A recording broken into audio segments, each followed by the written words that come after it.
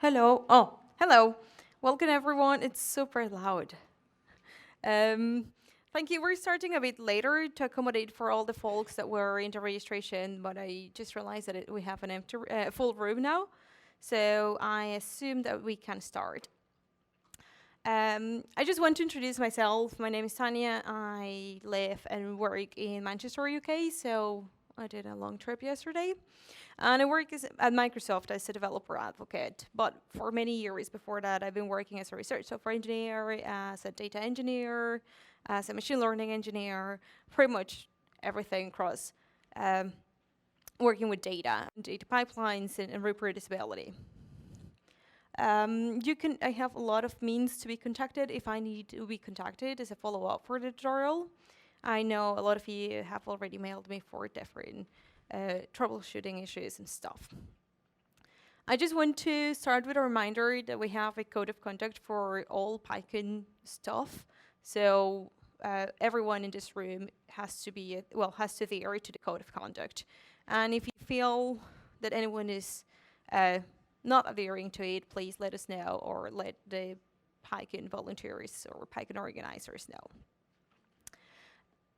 Also, all of the materials for this tutorial are CC BY, so if after that you want to use them, remix them, you're free to do that. I'm going to be adding some bits later on just to extend on some things, and I'm going to go over just some general information about the workshop. We're going to be talking about fundamental or basic concepts of data pipelines and also present a couple of practical use cases uh, of, of Python for data pipelines. Mainly, we're going to be focusing on ETL, but you can then adjust that if you want to be more on the machine learning side or models retraining or more analysis focused. And some of the requirements or some of the assumptions that we've made about you is that you have some experience using the command line, whether command line is for you, if you're using Mac, Windows, or Linux. And you're also expected to have some intermediate Python knowledge and be able to use it for intermediate purposes. And also because we're going to be having a top view of the stuff instead of going into very, very technical details or very in-depth explanations of everything. You should be able, or one of the ideas is that you have enough understanding of what we're doing so that you can then take it back home, take it to your work or read your research or whatever you do, and apply whatever you've learned here. I also assume that you're interested in data and systems a tiny bit, even if you like more data than systems or the other way around. And I imagine that a lot of you are either aspiring or current data engineers or work in research or research software engineering. And ideally, you also have a tiny wee knowledge of systems and databases because we're going to be working with databases mainly to move our data around. So at the end of the day, I hope you have a better understanding on how to apply pipelines using Python toolsets. We're going to be starting with more vanilla Python, and then eventually move on to the use of Airflow to have DAGs and scheduled tasks. And we're going to be focusing much more on the concepts, as I said before, instead of going very, very deep onto the knowledge. And this should ideally give you some building blocks for whatever you want to do afterwards. So we follow the tutorial. You're going to see that there are some little traffic lights and the different examples or the different tasks that we have. And these are going to be either tasks that you have to complete on your own or that I'm going to be doing and I expect you to follow along, or that you're going to be doing pair programming. So at the beginning, I give you 2 post-its. Has everyone got their post-its? And this is going to help me to understand how fast or how slow you're going through examples, or if you need extra time, or if you need extra help. So if you have, it's not purple, this time it's blue. If you have gone through, as soon as you see a traffic light and you start with a task, I want you to put the orange post-it here on your laptop so I can see. As you finish the task or you complete whatever we're doing, you'll take this off and replace it with the blue post-it. So that way I can ensure that everyone is following along and I don't leave people behind. Questions are, yes?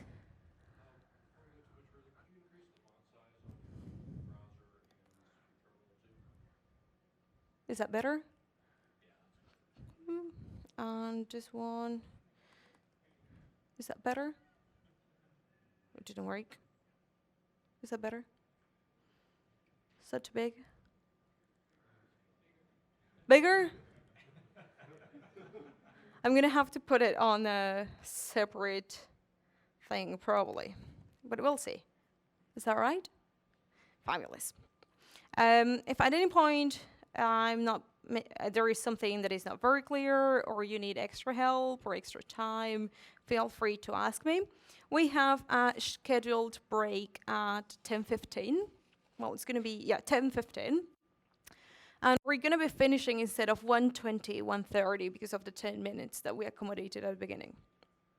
You know that some of you didn't email me on time or emailed me this morning about their SEER passes, so I've not replied you back. And someone emailed me because I double assigned a pass. That was my bad. So during the break, feel free to reach out and I'll sort them out, because we're going to be using that in the second bit. Cool, are we all ready? And I want you to put your purple post-it if you all have your installation and your environment and all of your prerequisites met.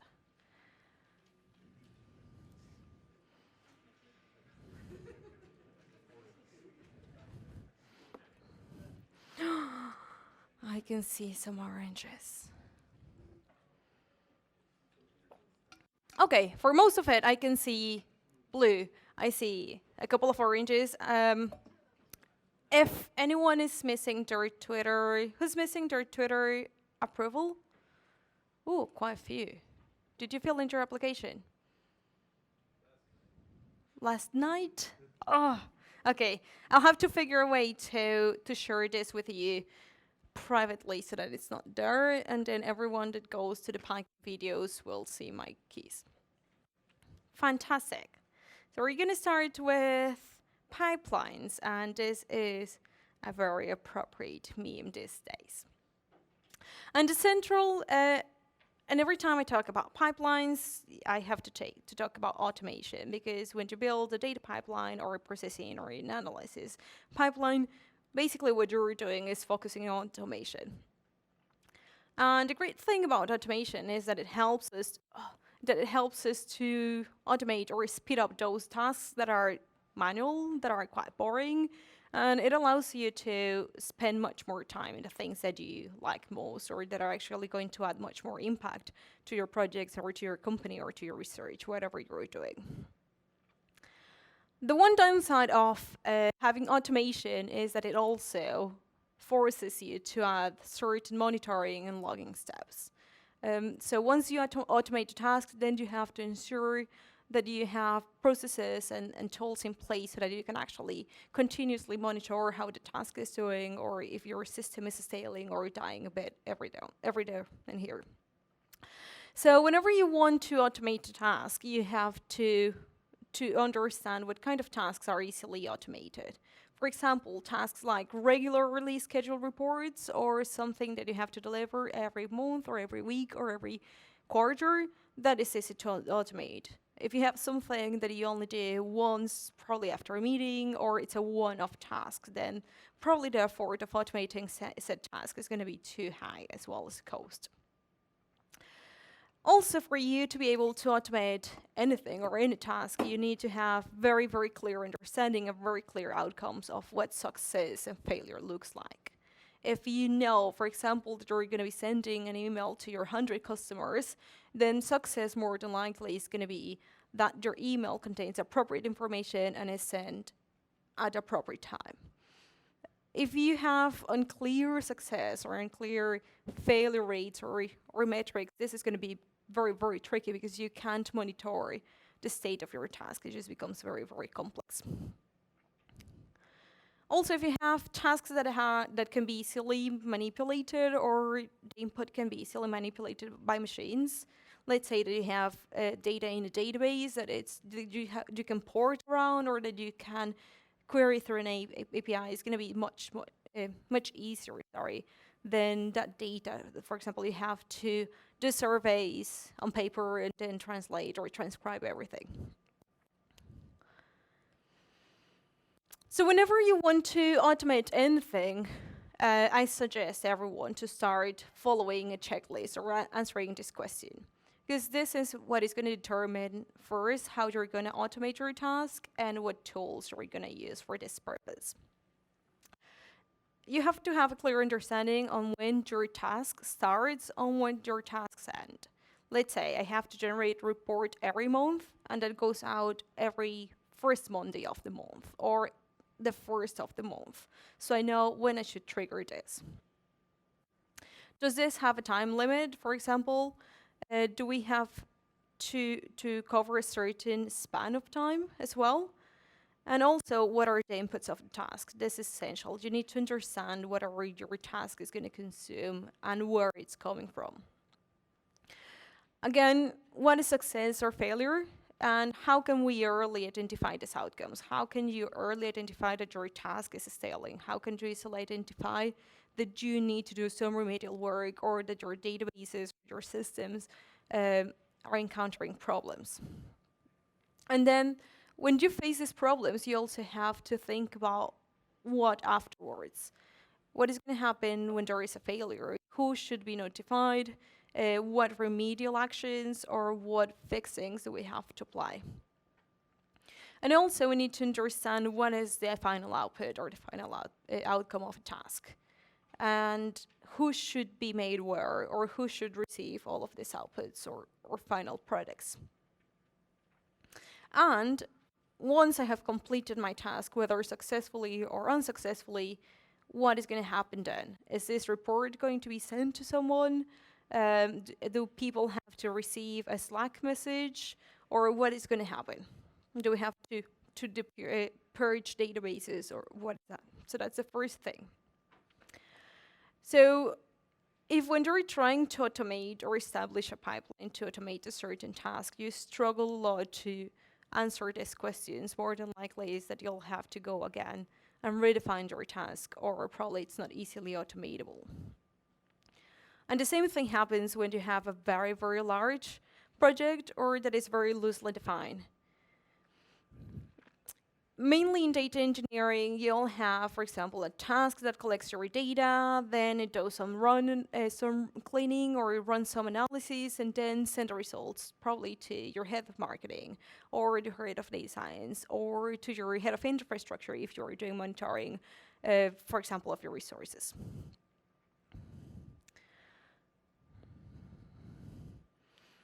So from the very, very top point of view, this is what a data pipeline looks like.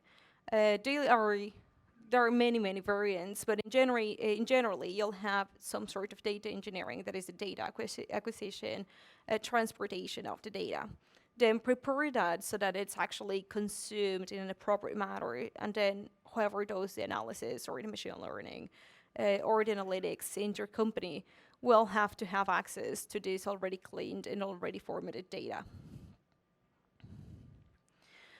Now, because the data follows a very, very specific flow, every processes upstream and downstream are very, very interconnected. So the quality of the data that goes from an upstream process will permeate downside in your downstream processes. And the reason is that for us, pipelines matter and data workflows matter a lot, because now they power pretty much every data-driven delivery or every data-driven solution. They are mission critical. If you didn't have enough pipelines that are well monitored or that are robust enough, we can't guarantee the validity and integrity of the data. And therefore, we can't guarantee the validity of our workflows or our machine learning processes or algorithms or our fantastic AI recommender system. And also, for those of you that already work in data engineering or in companies that do all data intensive works, you will have realized by now that we spend a lot of time monitoring, doing a lot of logging, understanding how things are working, why they're failing. And if you're not doing a lot of monitoring already, probably you should be doing a lot of monitoring. And that's probably where we spend more of our time, well, most of our time. I certainly have spent a lot of time understanding where to improve our pipelines. And I think this is also something that you have to understand when you're working with data pipelines.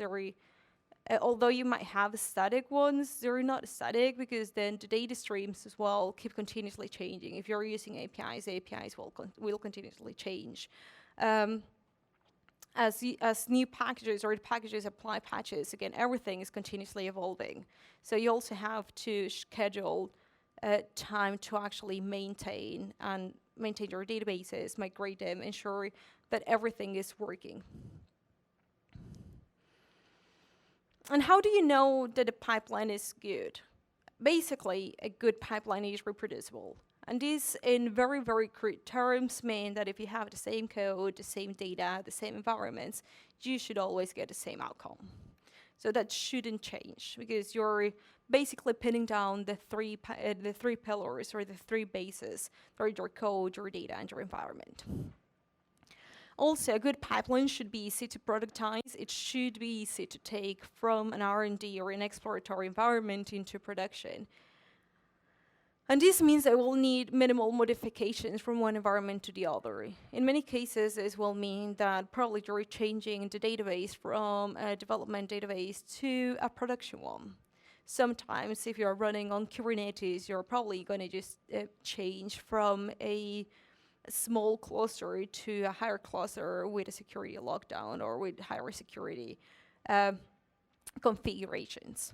But in general, they should be easy to productize. And most of the time, this productizing process is done through continuous delivery and continuous integration.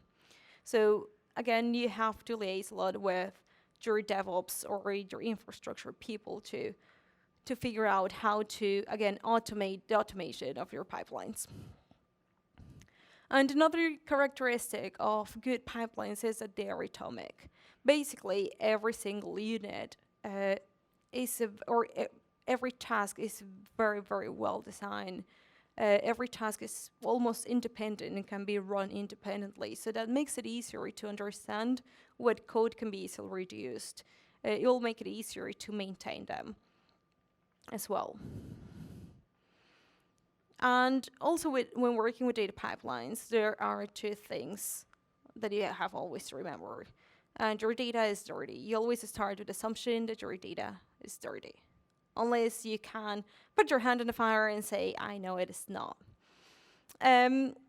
So the excuse is of it's already in the database, so it's already good, it has good quality, we don't have to do cleaning and validation. That's a lie. I'll tell you, that's an absolute lie. And second, all your data is important. Unless you're 100% sure that that client is not going to come back and ask for a retrospective report from the last 3 years, you keep your raw data. You can keep it, you can transform it. Don't get rid of your raw data. Don't touch it. Don't touch it even when it's sick.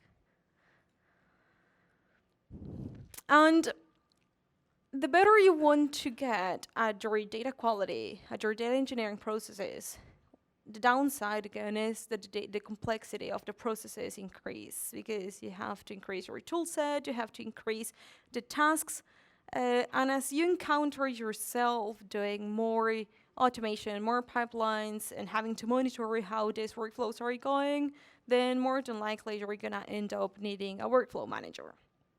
And in these cases, you can use things now like Airflow, that is what we're going to be using here, but there are other alternatives like Lege, for example, and Pachyderm. And in very, very simple terms, a workflow manager is like having the best of Make, Unix pipes, because everybody loves pipes. I love pipes. They're my favorite part of Unix. And some sort of steroids. You have also a bit of cron jobs there. So are we ready to start writing our first ETL pipeline? And we're going to start with a vanilla Python pipeline to understand how this process is going to go. For those of you that don't have a Twitter API, I'm going to have to figure out how to share the keys with you. And I'm going to have to burn those keys to the ground after we finish the tutorial as well. Okay. There's a couple typos in this setup. I made a PR for you. Oh, I fixed it. I merged it yesterday. Oh, okay. Was it like the 2 tiny typos or so? The SQL ones? Yes, I think so. Was it yesterday? I just made the PR like 30 seconds ago. Oh, okay, I'll merge it later. Yeah, that's fine. Because someone found like 2 typos that I typed CH instead of CD. Oh, that was you. Great. Fabulous. There's a couple more. Oh, There's always one. yeah, I know. Cool. So the first thing that we have to do is setting up our local database. And this is because we're going to be doing streaming. So eventually, when you're working with large volumes of data, moving CSV files or that kind of, or tab delimited or text files becomes very, very tedious and very, very inconvenient.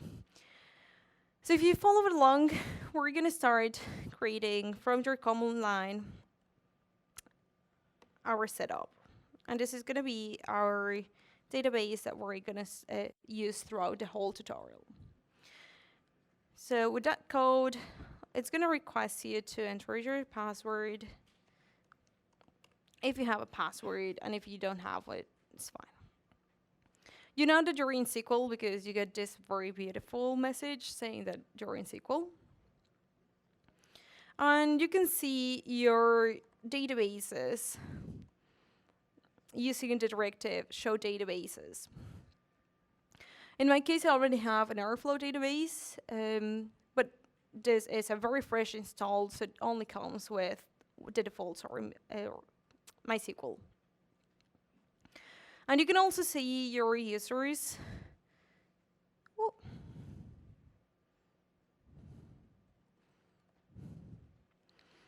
You can see your users, and I have obviously an error there. There you go.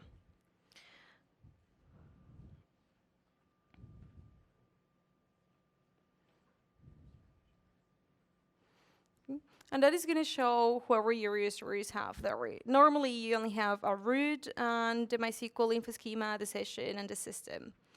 We're going to create an Airflow user for this tutorial because eventually we're going to need to grant privileges to Airflow to access our databases and store data in there. So let me clear my screen so you can all see. And the next step is going to create our databases. So for this, we use create database, and then you give your database a name. I like to remember what it is. So it's called create database Airflow DB.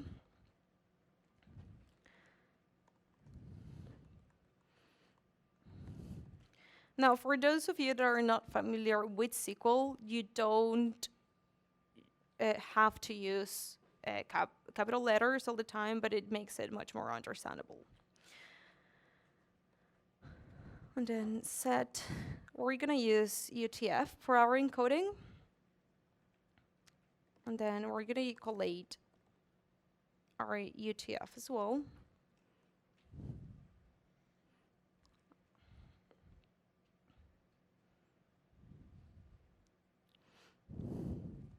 There you go.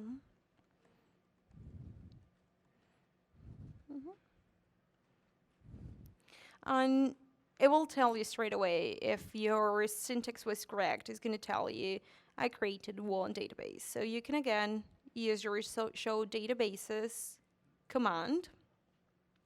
And you're going to see that you have your Airflow, your newly created Airflow database, and the default databases that MySQL comes from.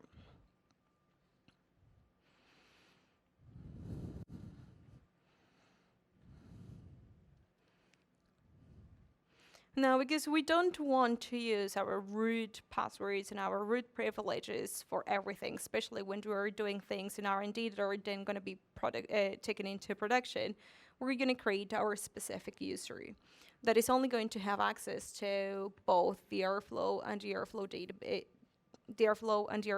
databases. So again, we're going to use a directive create user. And we have to use single quotation. This is very important because MySQL goes crazy. At localhost, because we're running our local database, our host is going to be a local host. And we're gonna give it a password. Here, I don't care much because I'm gonna burn this again. So I'm gonna call it, give it a password, Python 2019. It's easy for me to remember. It's not gonna cause a lot of problems. Nope. For me, it's gonna fail because I already have an Airflow user. But for you, it should work. So again, if I do select user host from MySQL, you should see your newly created Airflow user. And once you all have your users and your databases, put your blue stick is on.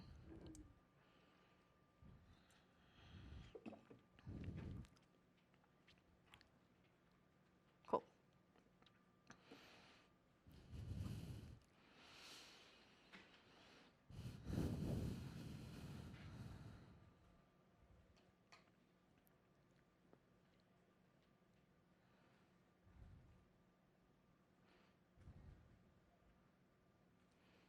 Great. So now the next thing is going to be granting privileges to our user. And this is so that our user has read, write, and query access on the database. As with Unix, the star wildcard will identify like anything. So we don't want to grant access to this Airflow user to all of our databases. So we're gonna just do it for our newly created Airflow database. And we're gonna for this use the grant all privileges. And this means read, write, and admin privileges. So they can create new tables, they can delete the database, they can query, append data, add data, remove data. They can do basically everything. And we have to say on what database. So it's Airflow database. And this dot whatever is going to be my host. In this case, I only have localhost tied to this. So it's okay. And then I'm going to grant this to my Airflow. Sorry, this is the different tables and the children of the database. And the same localhost that we have. So we have grant all privileges on Airflow database to my Airflow user. And now it tells you that it's fine. And we need to then do a flush privileges. Fantastic. So if we go again, now we have a database, we have an Airflow database. And we're going to create as well a secondary Airflow database that we're going to use later on with just Airflow.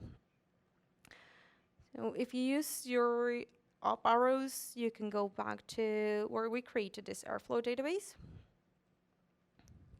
And instead of calling it Airflow DB, it's going to be called just Airflow.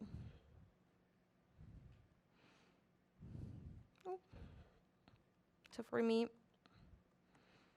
more than likely it's not going to like it because I already have a database. So we need to have two Airflow databases now.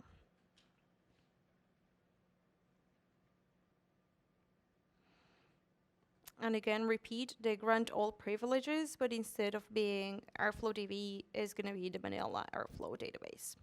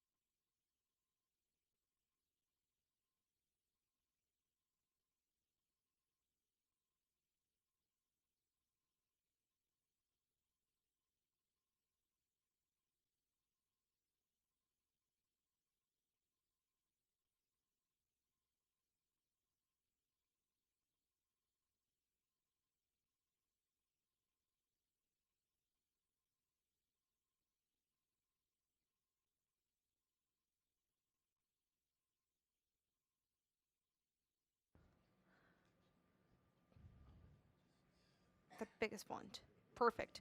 The ones at the back, can you see better with that super big font? Cool. Yes. And now that we are ready with our databases, we can exit. And it's going to take you back to your regular, beautiful command line. And I'm going to make this bigger as well. Fabulous. If at any point, I don't know, later on, did we finish the tutorial, or if you made a mistake typing and you need to remove a user, you can use the drop user. You replace a username into localhost, and that's going to remove it. It's the same directive if you want to get rid of a database or a table. Instead of using the keyword user, you're going to use drop database Airflow, for example, or drop table Airflow dot my table, whatever you want.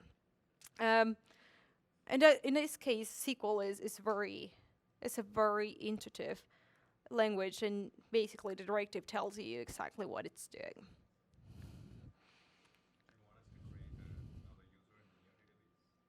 No, so you have one user that is Airflow, and two databases, an Airflow and an Airflow DB.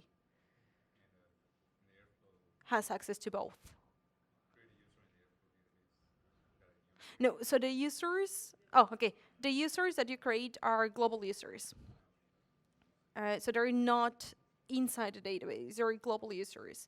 The thing that we do with this directive, with the grant privileges, is just giving them permissions to do things with the database. For example, your root user by default will have access and all level access to any database that you created, your local host. Any other user need to be given explicit privileges. We're using all privileges. So after you created your Airflow database, well, the Airflow one, not the Airflow DB, you have to do again a grant all privileges on so that your Airflow user can access it. Does that make sense? Cool.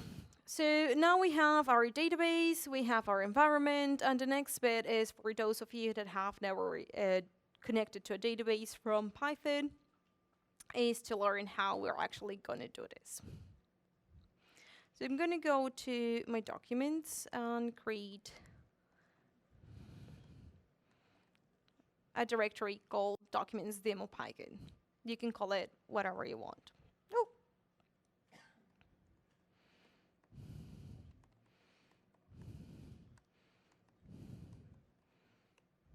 Oh.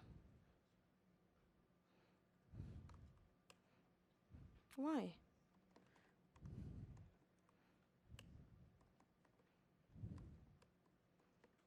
Okay. So I have now a brand new directory, and I'm going to start my IDE. I use Visual Studio Code because I really like it, and it makes life easier for me.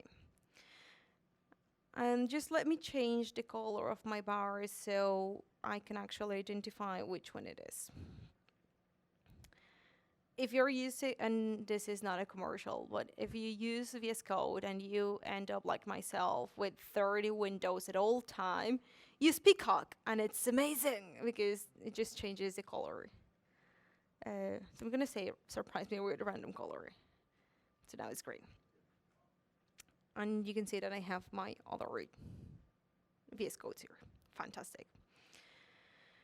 So I'm gonna create a folder called database, just so that all of my little snippets that refer to, do I need to make this bigger? That refer to managing databases or accessing databases are in a same place. They're happier if they're together.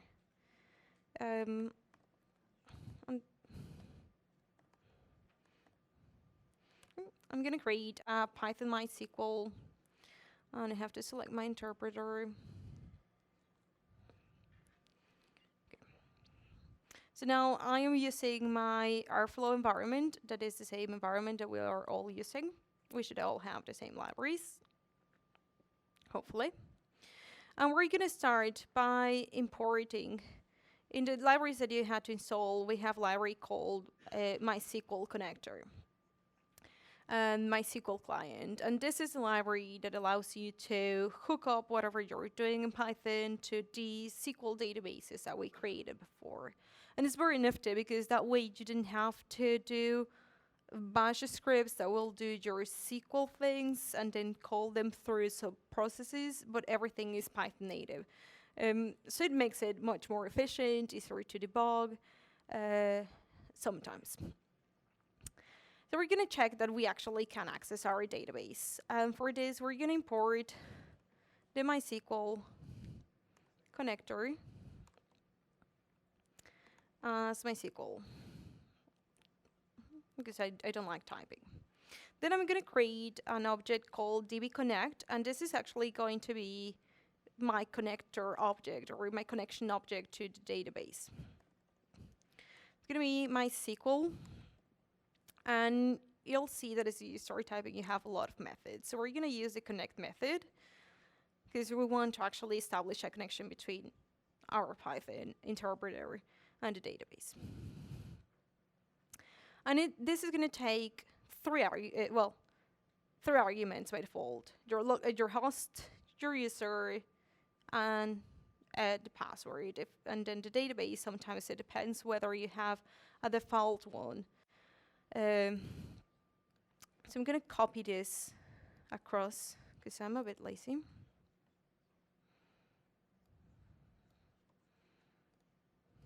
Can you see with this syntax highlighting at the back? No? Would you rather have it black, like a dark one? Is that better? Okay, so let me make this. Okay. So this is gonna return a connection object. It's not very exciting because when you start it, it doesn't give you anything. So I'm gonna do a print of the dbconnect just so that I can actually see the allocation of memory of this object. And after I'm done with whatever I'm gonna do with my database, I always have to close my connection. This is mandatory. So we have like this little snippet that is actually going to help me now to connect. And I have my host, my local host, my user. In this case, I'm using the user Airflow that I created before. The password that now all the world knows, and my database. So if I start my terminal here, I am in the right space. If I do a Python, ETL, no.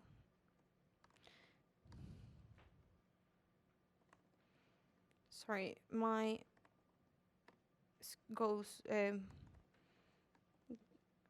terminal goes crazy when it is such a big font.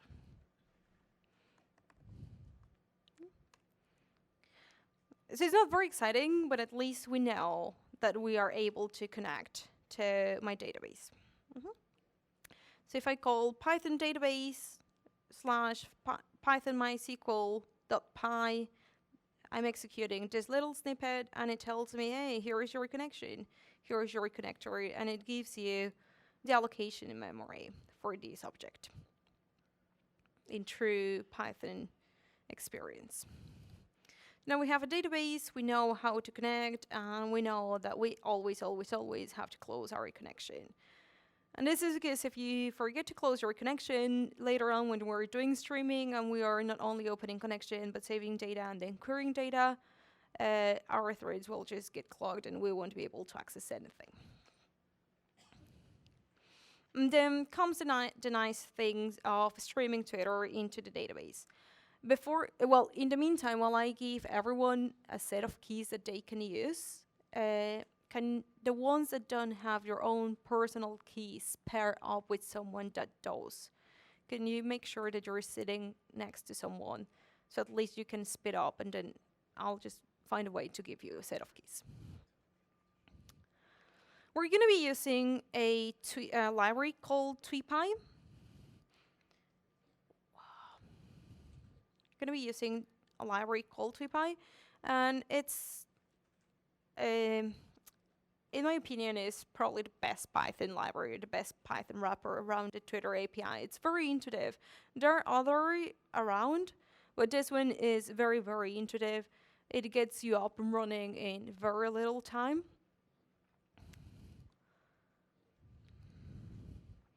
And we're going to be doing the next two things. We're going to first create a class, an object, a Python class, to connect to the Twitter API. And this is going to allow us to identify ourselves and do this handshake with the Twitter API and say, hey, my name is Tania, or my username is Ashik. I can access the data. Then we're going to hook up this Airflow DB database that we created so that we can start streaming Twitter data into the database. So we're gonna go go and look at how a tweet object actually looks like, what kind of data it has. It has actually a lot of data. That is why I like doing things with the Twitter API, because it gives you so much information from a single tweet. It's beautiful. Okay, so I'm gonna open the getting started. And it gives you a very, very nice introduction on how to actually get up to speed, or how you can get started. So for those of you that have your keys, I'm going to create a new directory in my demos called ETL basic. This is where we're going to put all of our ETL Python scripts. And then I'm going to make a new file called config.config.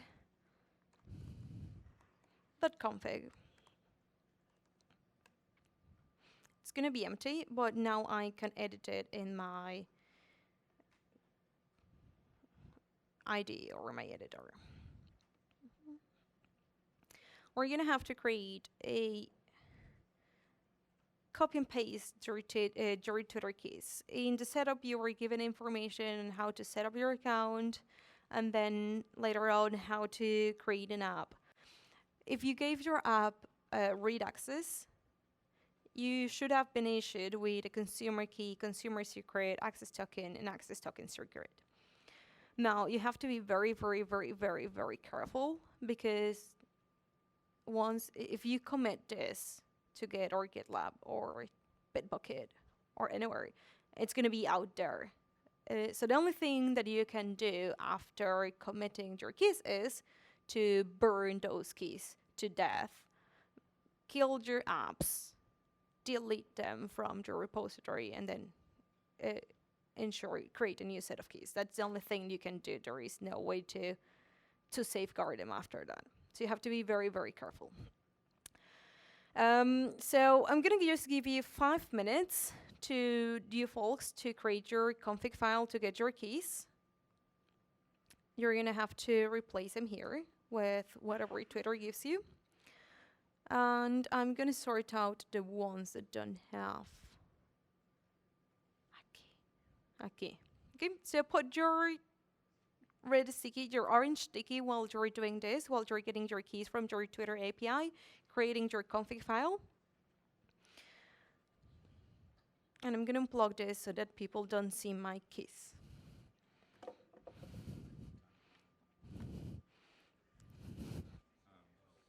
So I'm in the airflow environment filter with Conda, and I get an error saying there's no module name PyCon. Did you activate? Oh.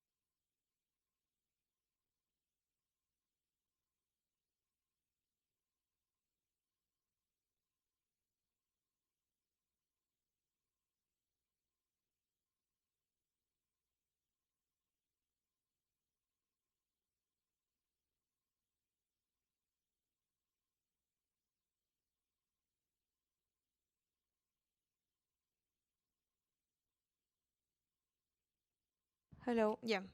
Okay, folks. So I have created a Google Doc where we have a couple of links. There is a final survey that you have to fill in. So please do it. I'm not going to read them. The results didn't come to me, so feel free to write whatever you want. Here is a link to the docs, well, to the tutorial docs, and I have created this Google Docs. So if you go to bit.ly /airflow tutorial, that's going to take you here. And for those folks that don't have their Twitter API keys, write your email, and I'm just going to have to send you an encrypted email with keys and then burn them alive as soon as we finish this. Cool. The rest of you, have you created your config file? Yes. What's the link again? Oh, it is bit.ly Airflow tutorial. Capital A / tutorial.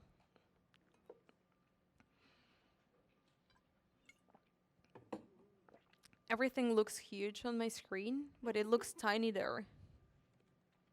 There you go. Okay. Blue Sticky, who's got their config file with their keys on, so I can have an idea. Yes. Can you not?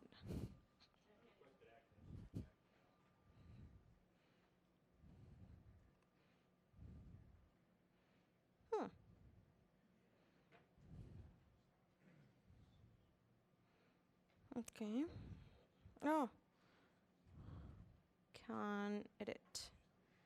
Down. Does it work now? Yes. I can see a few of you there. And I'm gonna get your emails off the way. Cool. So it seems that most of you have your config file now. So we can move on and we can start getting with the scripts and then get your keys. Fabulous. So you should now have your config file there. Gonna put it in there. You have your config file that looks like this. It has to have that call to Twitter because that's how we're actually gonna extract the keys later on. We're gonna start creating the actual script.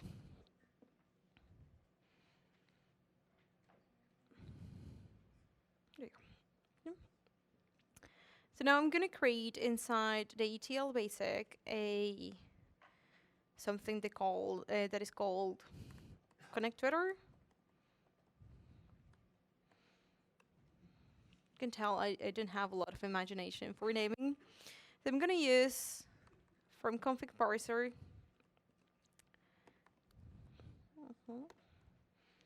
And I'm gonna import config parser. This is gonna help me to actually get information from the configuration file. And then I'm gonna use pathlib because I like pathlib to manipulate paths. It makes everything easier. And I'm gonna use import my library Tweep, as this is gonna make it easier for all of us to access. The next thing is to create my global variable that is going to point to the config file. And I do this using path. To class? No. For me, is the current directory because I know that I'm there. And config.cfg. You can also use, for example, path resolve or path of the such. Cool. So that's going to generate the path for myself.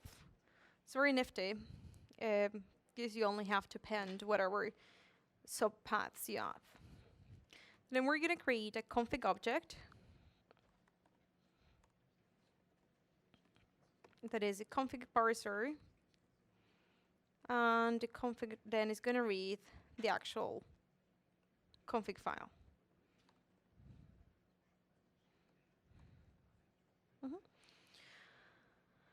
And then comes the nice bit. We're gonna create an authentication object from Tweep, and we use for this an OAuth handler.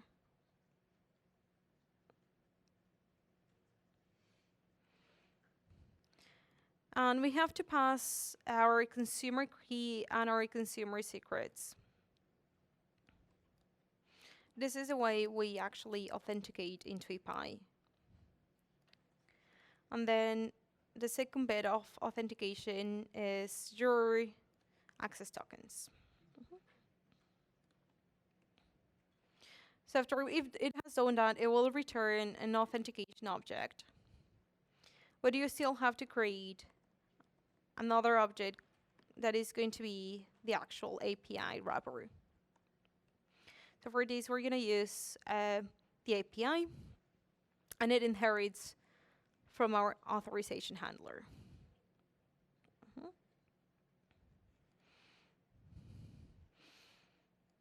And now what I'm going to do is I'm going to collect some tweets that are in my public timeline.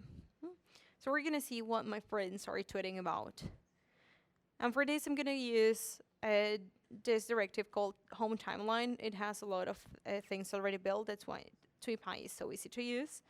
And then it's going to print the text. So if I go again, Python, ETL, basic, and then connect to Twitter. Woo.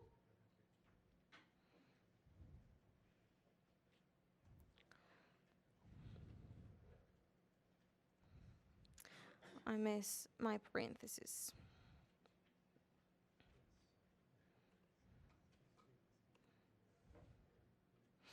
Okay.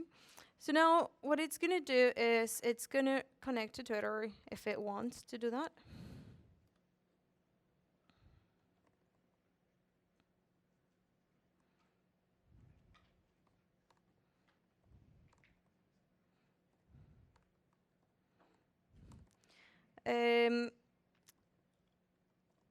This is a very simple connector. There you go. This is a very simple connector, and because I didn't pass any information on how many tweets I want to collect, it just goes with the default. You can then pass something in here that is the number of tweets or for how long the connection is going to keep open and things of the such. But this is a very simple connection, but it already tells you whether you have connected successfully to the API or not.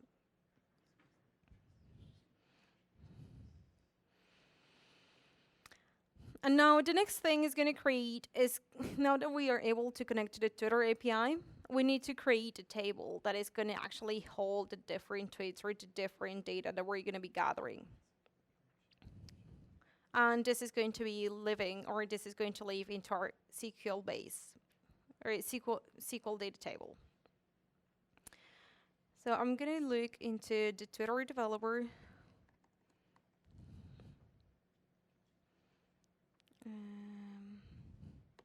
Object. I always forget the link. But I just want to show you what we actually have in here.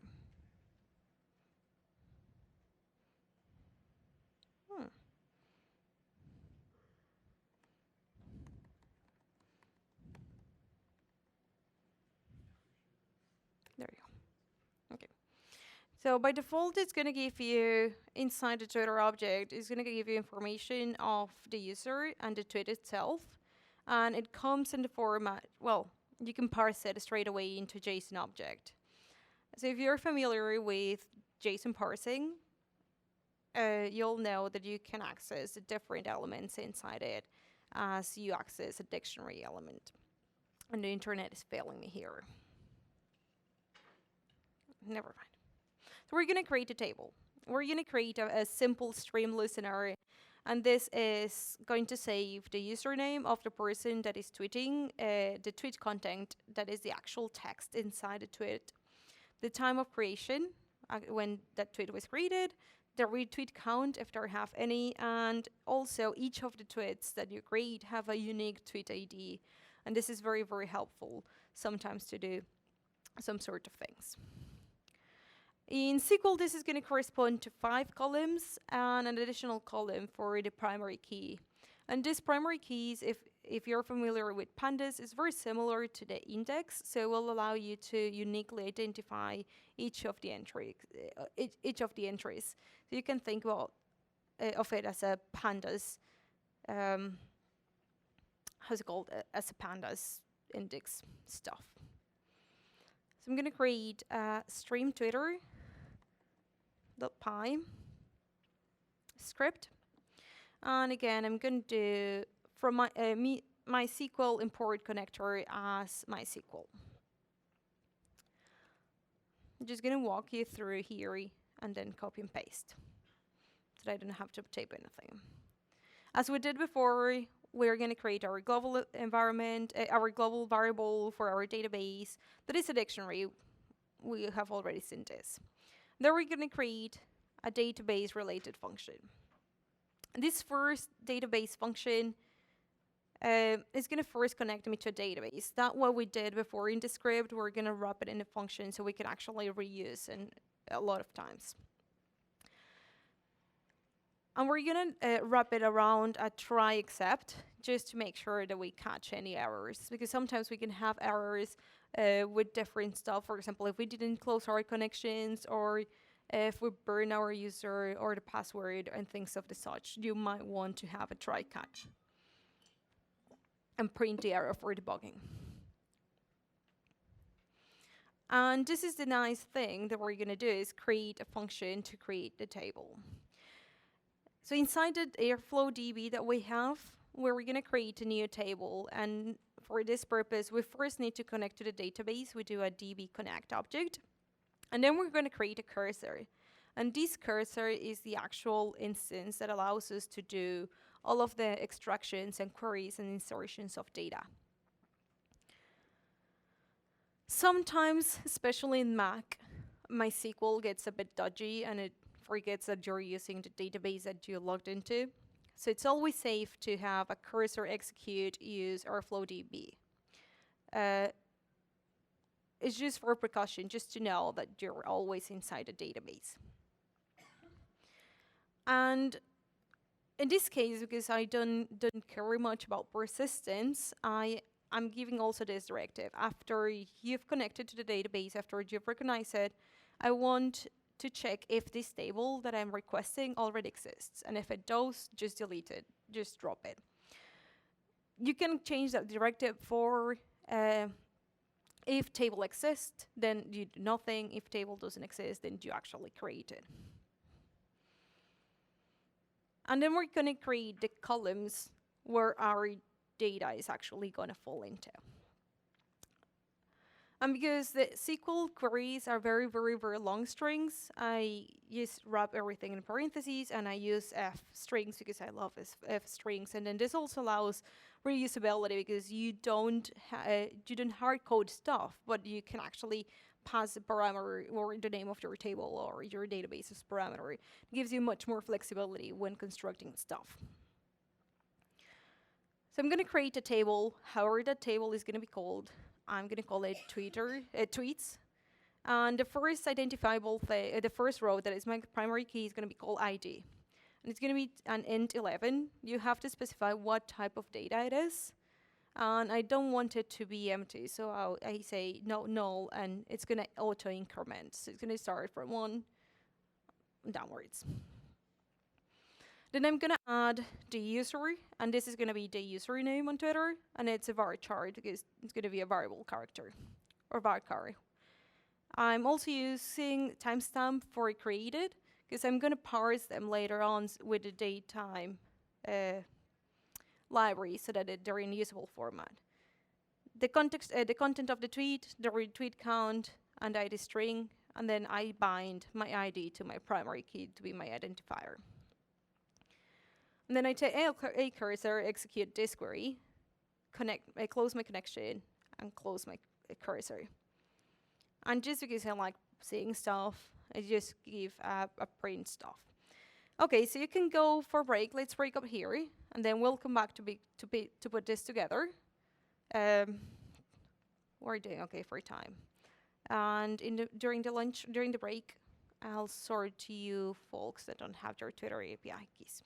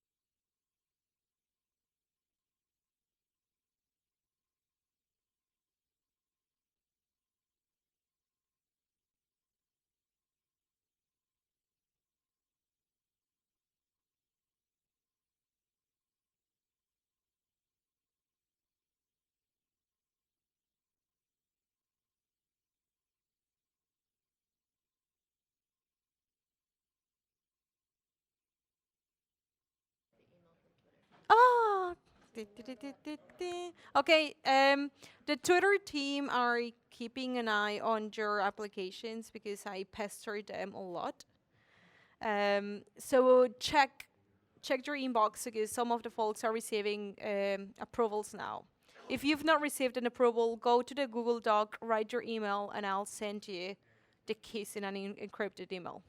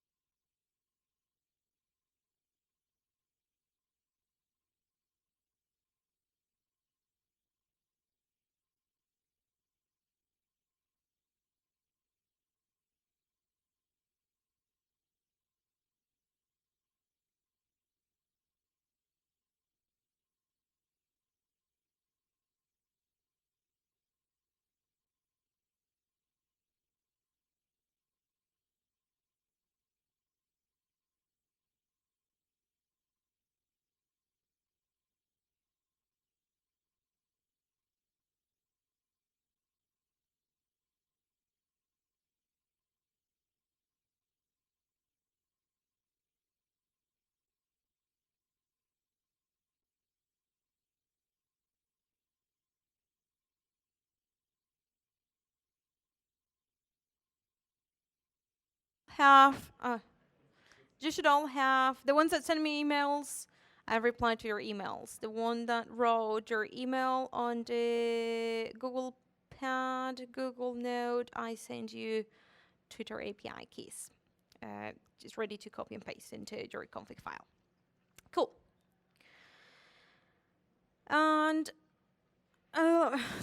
just a recap. So now we created our function to create a table. So I'm going to copy this into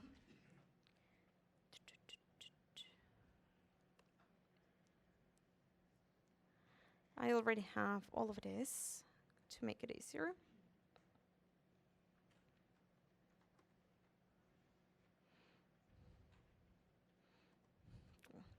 Note that I added async true.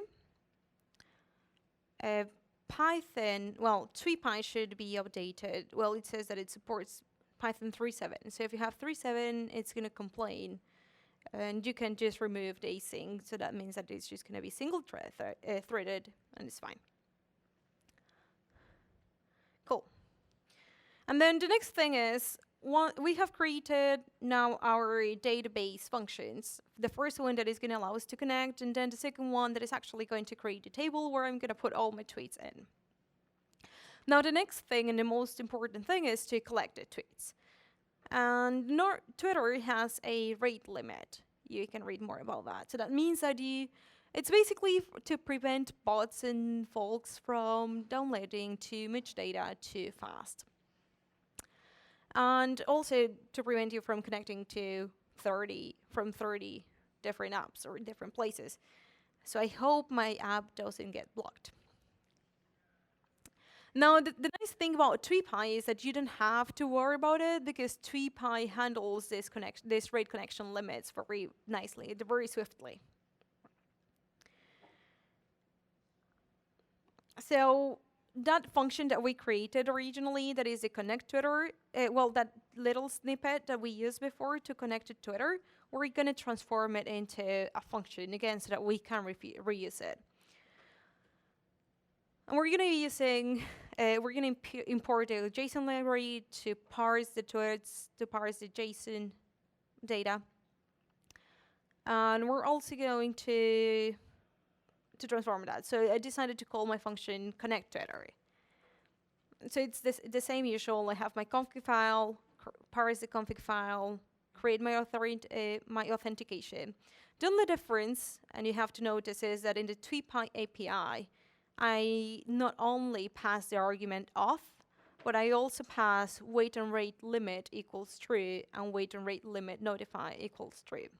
So that's going to what is going to happen is, as we create our stream listener, it is first going to issue a warning if we are approaching rate limits.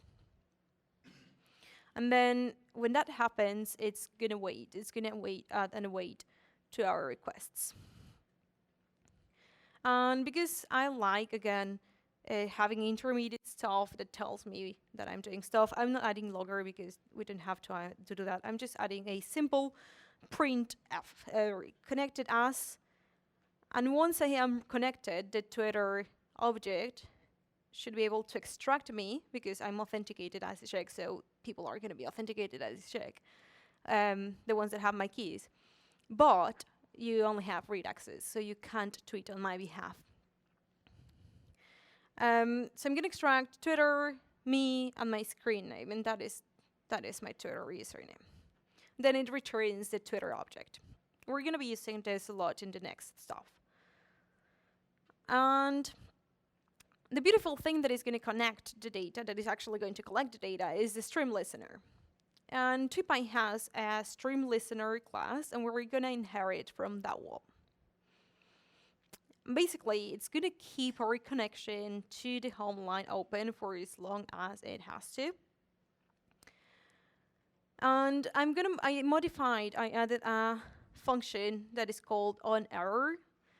And this 420 code is actually the rate limit code for the Twitter API.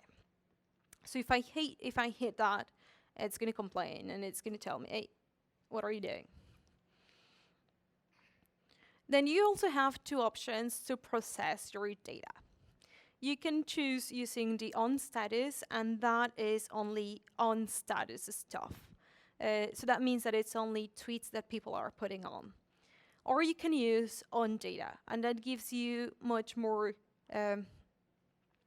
width of the actual collection of data. So that not only includes statuses, but it also includes direct messages that you receive, or mentions, or taggings. And you can also see your GIFs there. So because we already created that SQL database, we already know what we're going to be extracting from the JSON object, and hopefully, yes, it loaded. So now we can actually have a sneak peek of what it has inside. A tweet has, this is the basic information. It tells you when it was created, this is how the ID looks, how the ID string, they're the same, they're just in numerical or string format. We're going to use the string one to make it more annoying. The text, the user, and the entities. But then inside the dictionary, we have more stuff. So you have very interesting things like in reply to, followers count. If you look at the user part of the tweet, oh yes, bigger. It's super big here. Can you see better? If you look at the user part of the tweet, you can get the screen name, the location if it's enabled, whether it's verified, the count of followers. So it's very, very rich. The amount of data that you can get from the API is amazing. And whether people have geolocation enabled, you can also see the coordinates. And there's another geolocation object called place. And this is nice because it not only gives you the coordinates, but it also gives you the country and the place type. So depending on the accuracy, it will tell you, I can only pinpoint this person up to a country level or to a city level or something else. Don't use it for surveillance because that's a prohibited use of the API. So you can get a lot of information. But for these purposes, we're only going to extract on data. Again, I'm going to try to collect the raw data, that is what I get from the tweet from the API. And then I load it on JSON. This is going to take your object, parse it in JSON format so you can actually manipulate it. There are many ways in which you can then extract data from that. But I just went for a very simple one, and it checks first if text is present in raw data, because I'm not interested in tweets that are just a GIF or that are just an image. I actually want to see the text coming from it. So if there's text, I'm going to first extract the screen name from the user, when it was created, the text, the retweet count, and the ID string. And then once it has, so if you look at it, the same, they're the same columns or the same data types that I created in my SQL database, so they match one to one. So I'm going to create another helper function that is called populate table. And this is actually going to pass the data from the populate table, from this Twitter object into my SQL database. Okay, so I'm going to give you 5 minutes to discuss with whoever is sitting next to you, how you would create a populate table. If you have any idea how you would actually, once you have your streamer on, once you have collected a tweet, how you're actually going to pass that into or persist it in your database. You have this example, and it's missing the actual implementation part. So I'm going to give you 5 minutes so you can discuss how you would do it.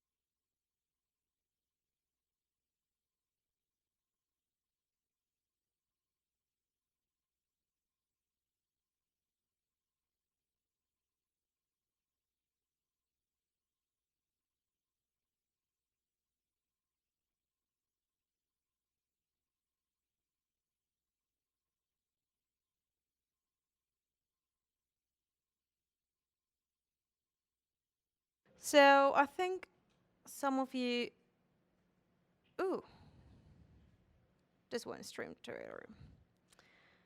So let me go to where I have the solution.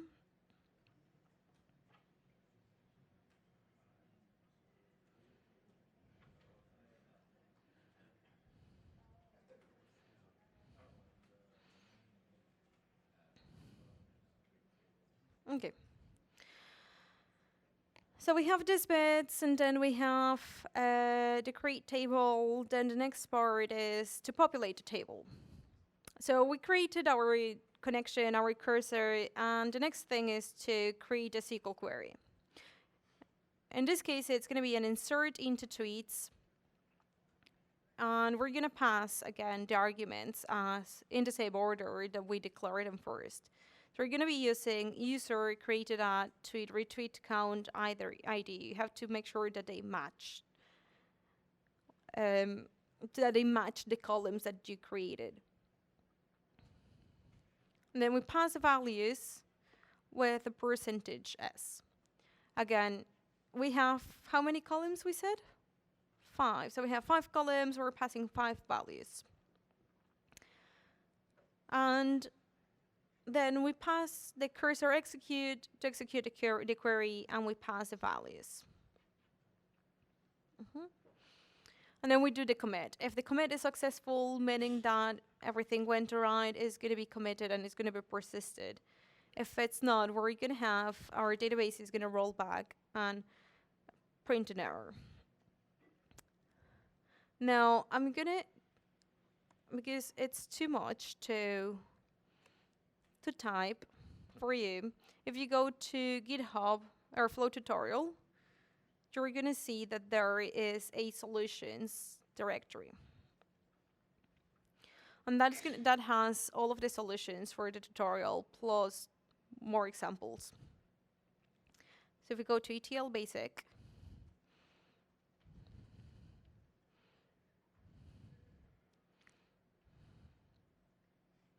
oh nice, people are fixing my typos.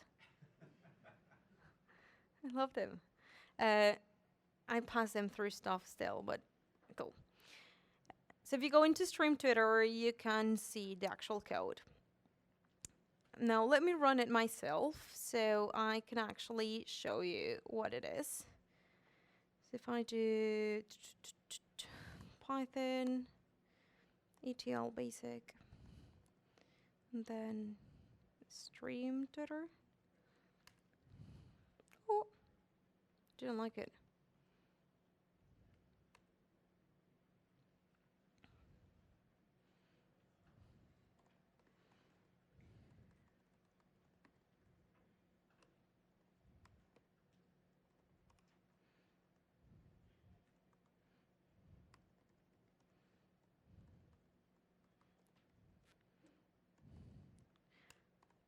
Okay.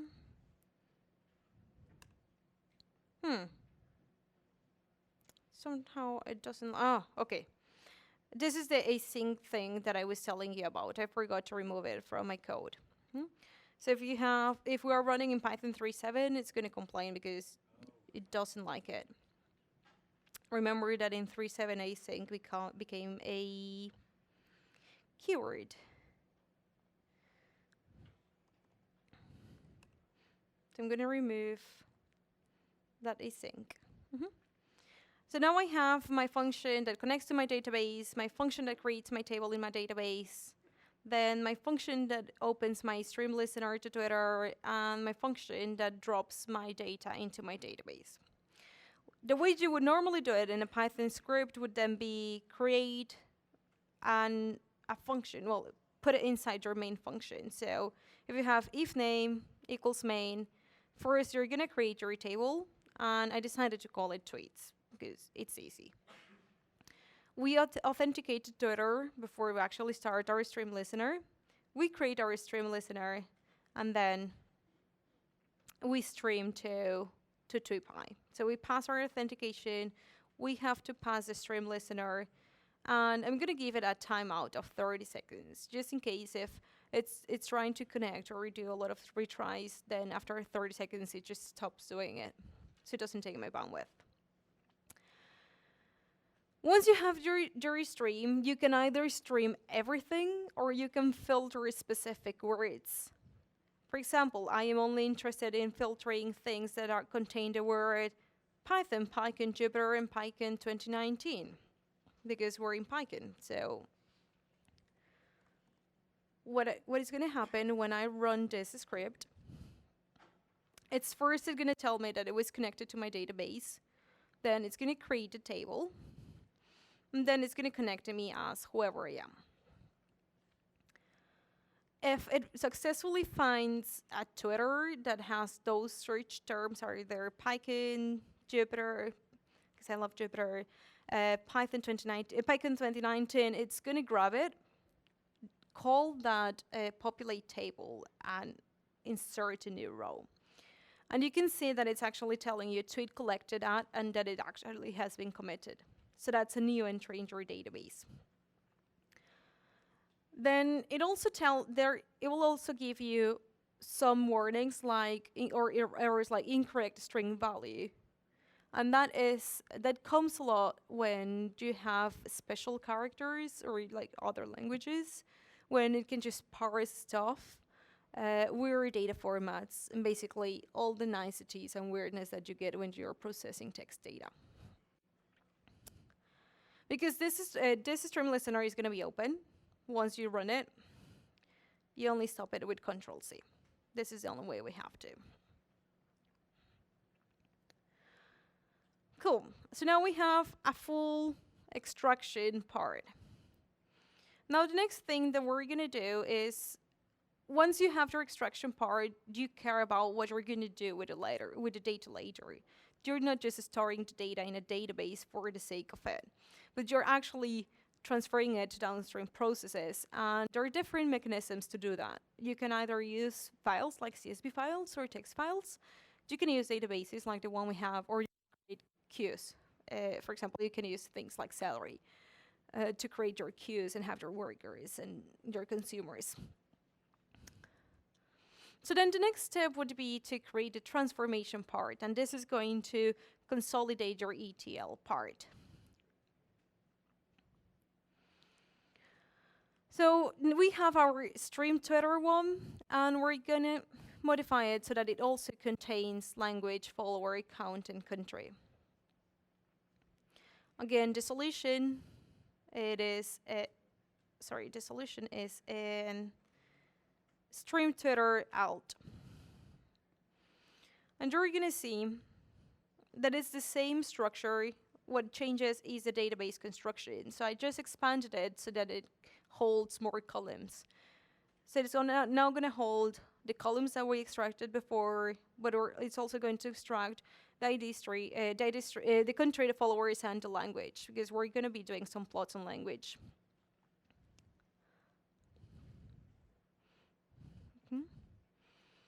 So naturally, you also have to update your stream listener to add this additional stuff. Now, there is only one thing or one gotcha, because all of the places or all of the place entries in the tweets depend on the user having their geolocation services enabled.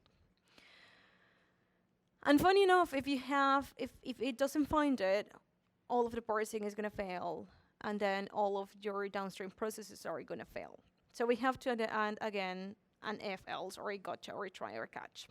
So if that exists and it's not known, then it extracts it. Otherwise, it's just going to return a known value. And when we transfer this into our database, it's going to keep the known value. So then it'll make it easier for us to process later. Okay. And it's exactly the same thing. I added a start stream function because then this allows you to disconnect from the stream if there are any fatal errors. Again, instead of you having a failure and then trying to reconnect, or your API or your app or whatever you have, trying to reconnect multiple times, once it finds a fatal error, it's just going to disconnect automatically. So that's going to save your threads as well. And in this case, I'm going to create a new table, so I don't overwrite the table that I have. So I'm going to call it tweets long. And again, it has a timeout of 30 seconds, and I have to get rid of the async. So I'm going to run this for you so that you actually see what it's doing.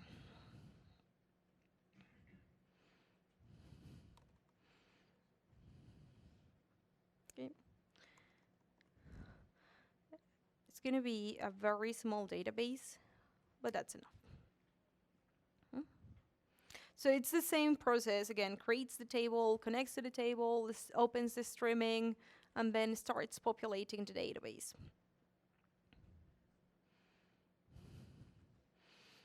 So the next thing that I want to show you is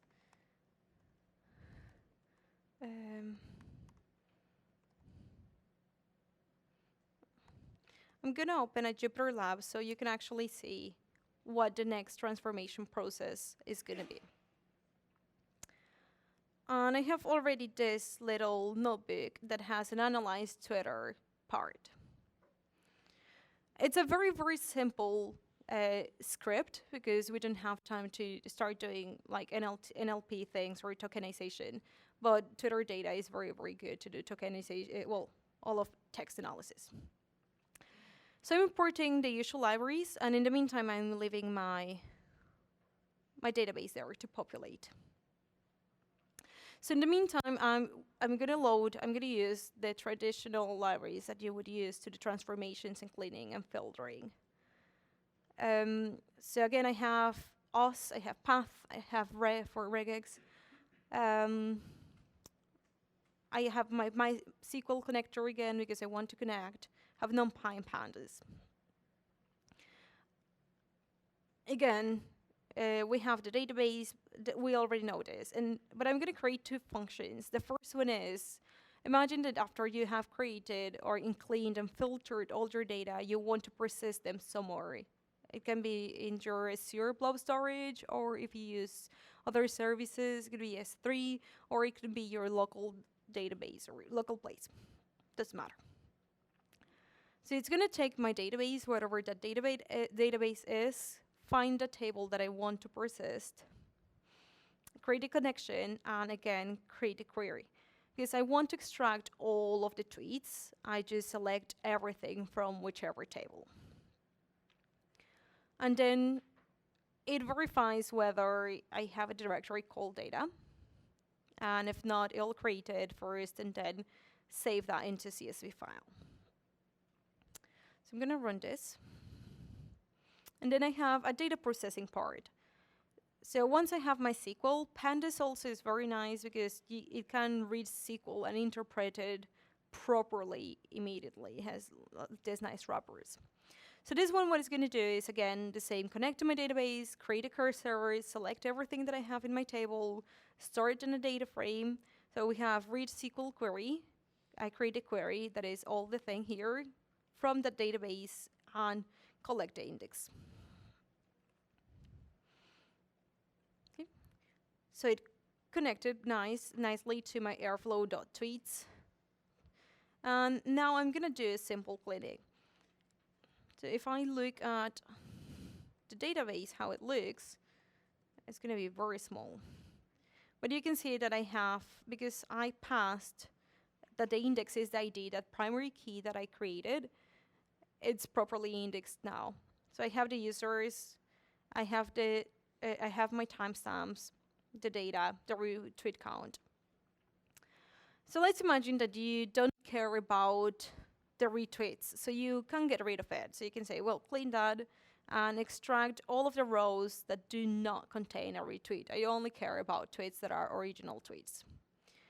And also, probably for parsing purposes, you want to make all of your usernames lowercase, or get rid of special cases, or have the actual encoding for certain characters, depending on what your application is.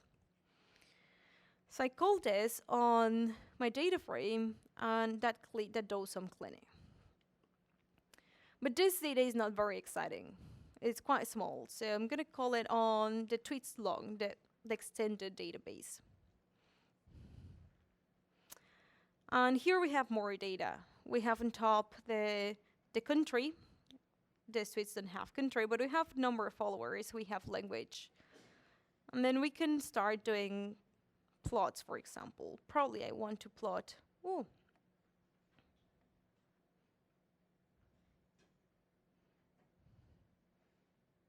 Okay. It doesn't like my path. Okay. Probably I want to plot how many of the people that are talking about Python come from the States or from different countries or have a lot of followers, so then you can go and talk to those that have a lot of followers or 2 followers, whatever you're interested in. And then you can save your DF or your data frame directly into a CSV file. So if we look here, we're going to have our data and stuff. And this is very useful because this now gives us the whole idea of how an ETL pipeline would look like using Python. Now the next thing is, how would you normally put this together? If you were given this task, how do you tie these scripts that do the extraction and the listening and the database creation and then the analysis? If you don't have a workflow manager, how would you normally do it? Cron. What else? Bash. Nice. What else can we use?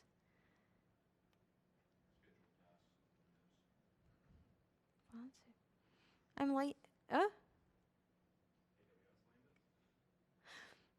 Yeah, you can use lambdas. Yeah, you can use things like make or snake make, right?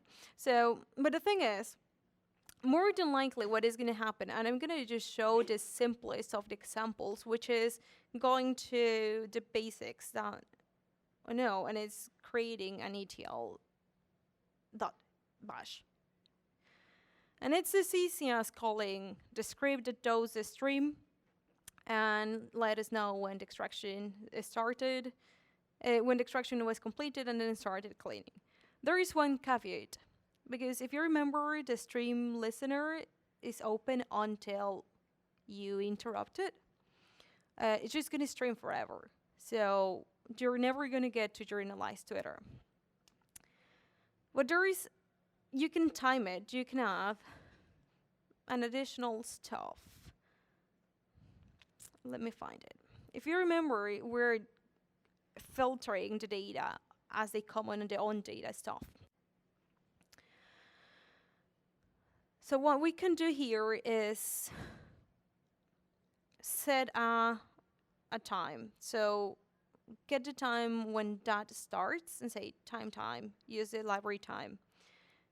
And then subtract the self-start time, but we can assign itself at the beginning here.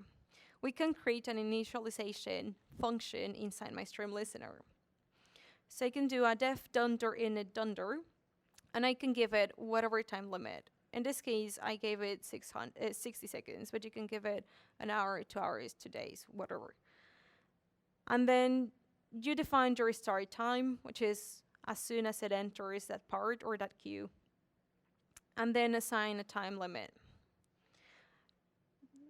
Now, for those of you that are not very familiar with this, we are using the super method, so we can actually wrap around our custom listener.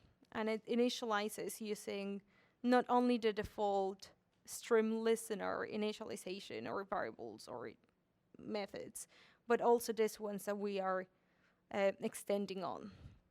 So that way, it allows you to do this. If the self timer is bigger, then it will shut down immediately. Okay. So that way, I can now call it a mash, and then do an ETL basic.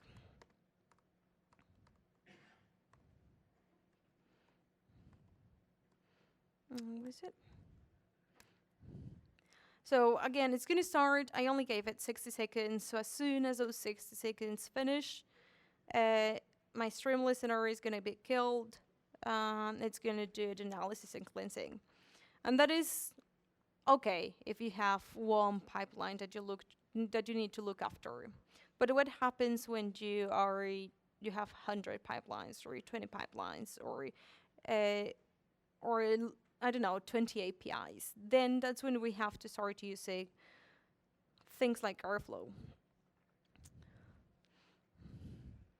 And that's what we're gonna start doing now. Now, the beauty of Airflow is that it not only allows you to define your workflow, but it also takes care of all the scheduling and running the jobs. You still have to write cron, I'm sorry, and you still have to understand what it's doing, but it also ensures that everything is ordered, that it's also based on your dependencies. So you know what part of your pipeline has completed and which not, and which is due to retry. Cool. Oh. Ah, it doesn't like my backend. Okay, so you see that it actually completed the collection, and then it should do the analysis part. The correct solutions are all in that repo, so you can follow along later on and then spend more time.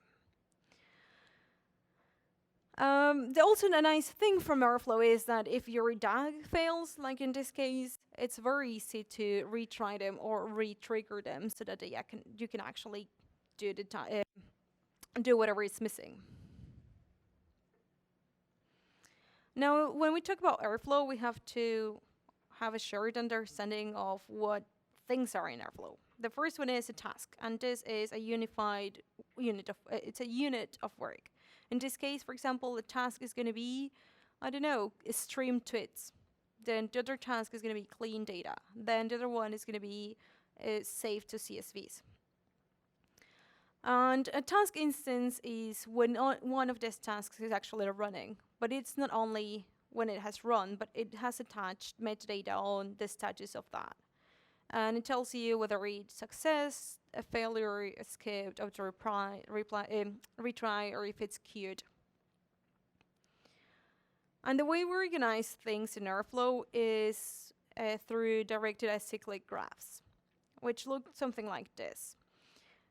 They have a start and an end. It's very well defined, and they don't have loops. That's why it is acyclic. But it makes it very easy to track the dependencies between tasks. So you can say task A completes.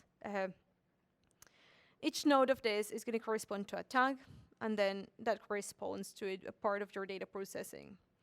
So for example, in our case, node A is the pulling data from the API. In this case, it's the Twitter API. Then node B can be the code for anonymizing the data. For example, if we don't want to know who the person is that created the tweet, but we're only interested in the text, we can do that. Then node C can be checking that there are no duplicates, checking that there are no retweets, that, I don't know, if we're only doing analysis on Polish language, that we only extract the ones that are in Polish language, and so on and so on and so on. So going back to good good ETL architectures is the idempotency. Again, it's very tied to the sense of reproducibility. And if I were to run a DAG today on the same data tomorrow, and the same DAG on the same data tomorrow, it should give us the same result. And Airflow gives you very good options to do that. It allows you to understand and keep track of when your DAGs are running, what they're doing, what are the intermediate dependencies and the final dependencies. And before we actually spin it up, you're going to see that it's quite convoluted. Airflow is very nice and very easy to start working with, in the sense of you can create a simple DAG very easily. But the actual architecture can be a pain, because you need on one side your queue, something that is actually going to send the messages to your workflow manager and say, hey, you need to run this. You need to collect the results from this. We also need a worker, and we also have a scheduler and a web server. So a scheduler is basically cron. So the web server, it has a very, very nice UI. We're going to be playing with it. It makes it very intuitive. It's all built in Flask. And the advantages as well is that it comes by default with Jinja. So you can create your own templates for stuff. It's very flexible. Then the scheduler is actually what tells you you can schedule and run this every Monday at 5 o'clock, or your report is going to go every other month. We have our executor, that is the actual unit that runs the task. And in this, we have a lot of flexibility. We have a sequential executor. Its name means that you can only run one task at a time. We have a celery executor, a Kubernetes executor. So it really, really allows you to scale from running things in your local computer to at a much larger scale in a better managed infrastructure like Kubernetes. And everything is a code. That's the most beautiful thing of Fireflow. Everything is code. Your whole workflow, all of your dependencies, all of your everything, all your parameters, everything is a code. So you can version control it. You can do it so that you have, for example, a Git repository, and then you change something in your configuration, and it will auto-sync with that repository. So you can almost imagine having your CI or your CD pipeline. When you push code there, it'll do some tests, deploy automatically, or update your Airflow instance wherever this is. So that gives you a lot of flexibilities. And we also have things called operators that allows you to identify or run a task. Again, the more atomic everything is, the better, because you can run things in the most appropriate operator. You have things like bash operator, Python operator, email operators, simple HTTP, MySQL operator. So they will do tasks that are native to their to their structure. So bash, you can do all the things you do with bash. With Python, so you can leverage the main advantages of this. And when it comes to alerting and monitoring, having the email operator, and now there is also integration with Slack, it allows you to have real-time, or almost real-time, notification and monitoring capabilities. So it's very simple. It's very straightforward to get started with simple DAGs. We can start, for example, with something that will print a context. Let's say you create something, you pass an argument, and that's going to be immediately printed out. It doesn't have a console as such, but it does have its standard output, that is the Airflow logs. And then the way you call that into Airflow is by creating wrapping it around the operator. You assign a task ID, and this is one of the most characteristic things of Airflow. Everything is identified by the task ID, and you define this. The thing is that you have to be really good at naming your tasks, because otherwise, if you have duplicate tasks, the newest one will override the oldest one. And a lot of folks use Luigi. The most notable difference now is that Luigi, that Airflow has been since 2016. Yeah.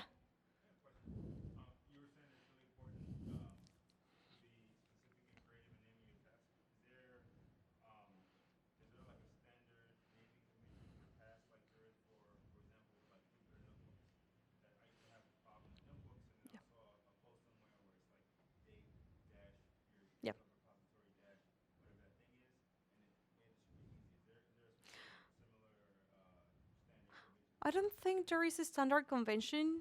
People normally use just the same convention that you use to create a function. So that's snake case. But I don't know. You just need to make sure that it's very explicit in what it does.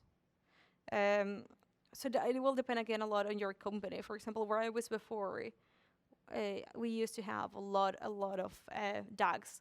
And it would start whether we would have an identifier, whether they were just for internal consumption, client consumption, and then depending on the team, and then just the name of the tasks. So that is easier, because then you can track where the reports go to.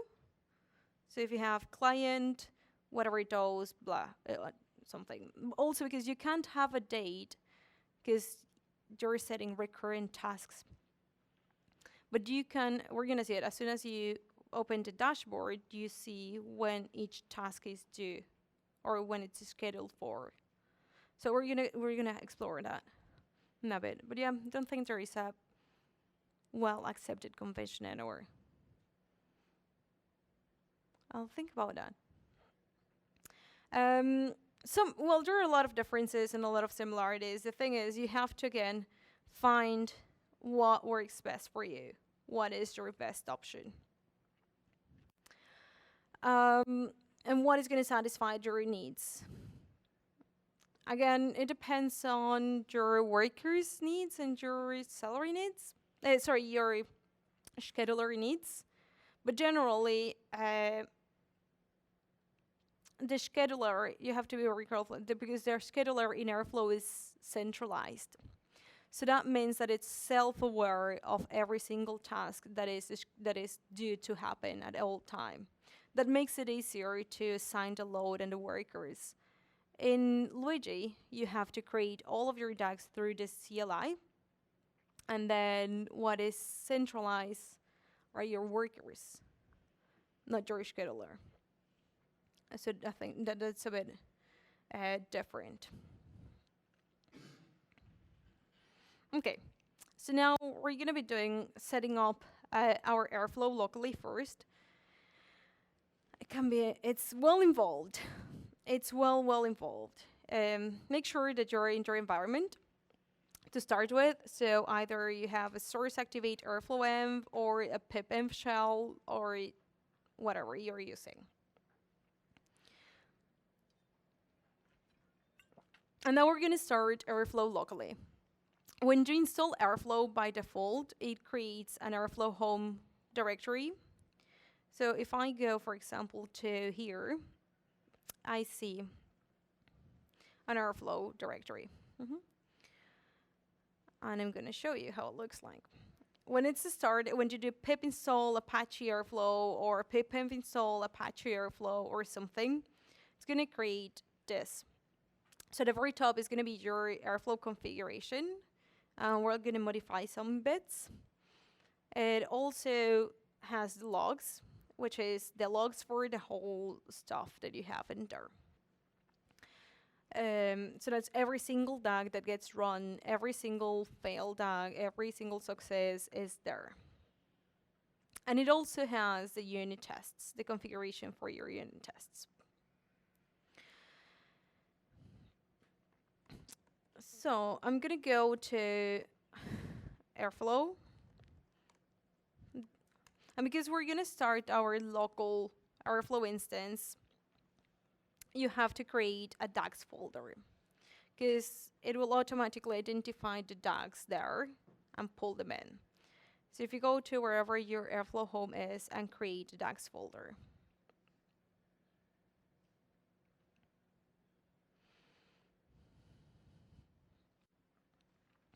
Then the next thing is we're going to be creating a lot of DAGs. So they're going to live inside DAGs here, but then we're going to have, as you run the different DAGs, different logs for each of them. You'll also have a database. And this database is basically where everything is going to store it, all of your logs. So it's also good practice to have something or a DAG itself that will do cleaning and maintenance, just to make sure that your databases are not growing a lot. If you have XCOMs or mechanisms to communicate from one DAG to another or one task to another, also those get all stored in that database, so they can become very bulky. Cool. So the next thing is going to be open from our Airflow home. We're going to do some changes in our configuration file. So if you open Air, you should see the Airflow CFG. We're going to leave, you can change the location of your DAGs folder, but for this example, we're going to leave it in Airflow DAGs. You can use anything else, a specific location. as well as logs.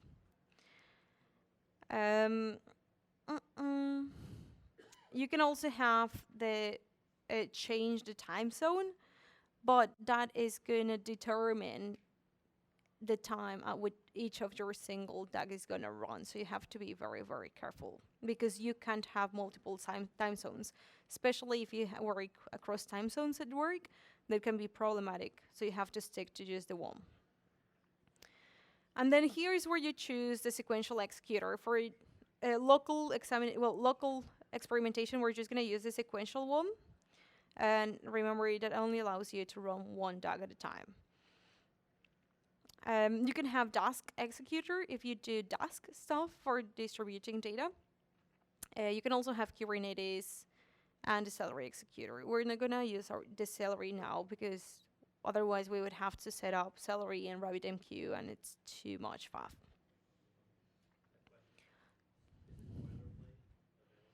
Yes, yeah. So if you go to your Airflow directory, it is all in there. So you should see your Airflow CFG. So actually, we need to make some changes. Cool. By default, it uses SQL Alchemy. So remember that at the very, very beginning of the tutorial, we created an Airflow database. So we're going to replace that with our, oh, sorry, not this one, but another one that is down there. It also gives you the option to change the concurrency. You can tailor all of this to your needs. You can create plugins if you want to create a plugin, but it also has the URL, the endpoint. When doing started, it will always go to 8080. But if you have something else or another app that is running on the port 8080, you can remap it to another port. This is one of the nicest things that it has, but it's in very, very, very, very experimental stages, and it's lineage, and it allows you to track your data lineage. And this is, well, I find it very exciting, because that means that not only you're doing your tasks, but you're actually keeping track of every single change and every single process and how one version of your data differs from the other one. It's fantastic. Data. Yeah. It's very similar to, if any of you have ever used Pachyderm or heard about Pachyderm, that they keep like a data change log, it's similar to that concept.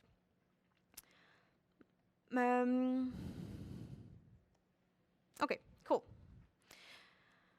So we have to modify here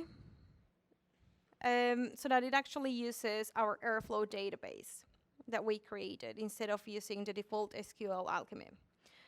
So you need to find this broker URL and change it to Airflow at Airflow localhost, blah.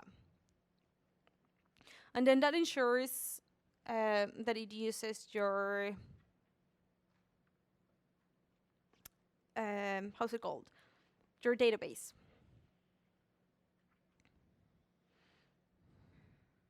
Fantastic. So we did this at the beginning so that we didn't have to do it again. So the first step to get Airflow working is we're going to start up the database. So we do this using Airflow initdb. Ooh. I don't know why I didn't like it. Oh, okay. Sorry, I already have my database initialized, so you can do Airflow upgrade database. And actually, it's better if you have initialized your database before, and then you only want to get it running again. It's better practice to do an upgrade DB. Cool. So that's the first step. Once you've done this, if you do an ls wherever you are, you should be able to see your Airflow database there. And this is not the SQL one, MySQL one that we created, but it's the actual Airflow where all of our result logs are going to be. We're going to skip this Celery bit, but that if you want to use Celery in Revit, that should be enough to get you up and running. And now we're going to start the web server. So if we do Airflow, web server, and bind it to the port 8080. You're going to see that it comes up with a lot of stuff.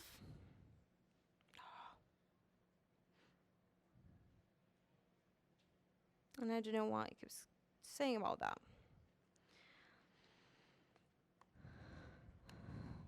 Okay. Whoa. This is too big now. Is that better? Okay. So once you have your web server, get your web server on and get familiarized a bit.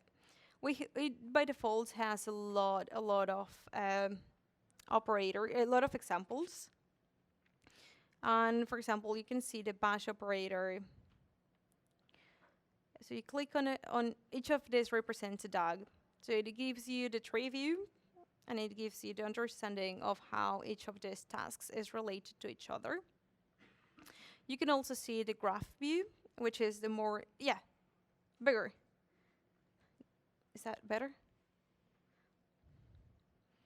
So you can start your web server on your laptop and start familiarizing yourself with it.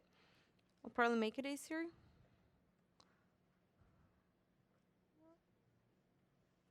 There we go. Oh.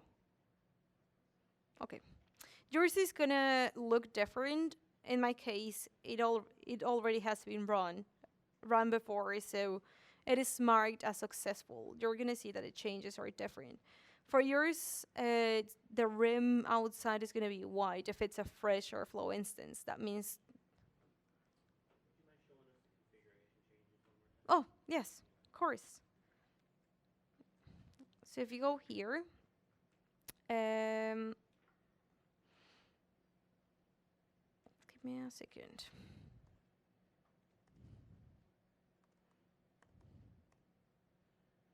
So have that one.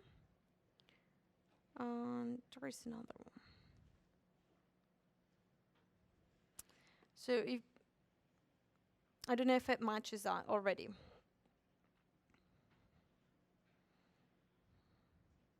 Because 3306 is where MySQL runs.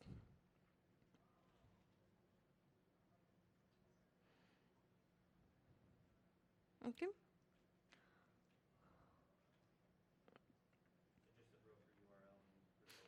Yeah, so the broker URL, and we have an SQL alchemy. There you go. So we have an SQL alchemy there, and it's going to point to the newly created Airflow database. In the tutorial, there are the details for you to try with the Celery executor as well.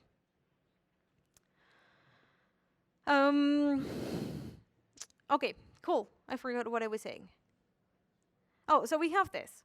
And something else it has, that it has is a lot of connections. So if you go to admin and go to connections, you're going to see a very, very, very, very big list of things that it can be connected to. I have, for example, a custom Airflow DB there. You can connect it directly to AWS, to Azure container instances, to Google Cloud, Hive. So you can actually connect it to a lot of databases straight away. Now, we're going to need to update this as well. So we'll have to open the MySQL default, and that is the SQL database. So the connection ID is going to connect to MySQL default, whatever that is. And then we're going to use connection type, MySQL, localhost, and the schema. So the schema for MySQL is a database. It's another way to call a database. Sorry. So for this purpose, we're going to be using this Airflow schema that we created at the very beginning. We're going to log in as root, or you can log in as your Airflow user. Either are fine.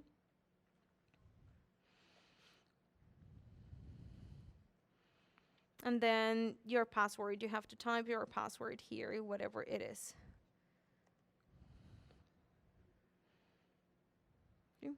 You can fill or not the port, because by default, if it doesn't have a port, it's just going to default back to 3306.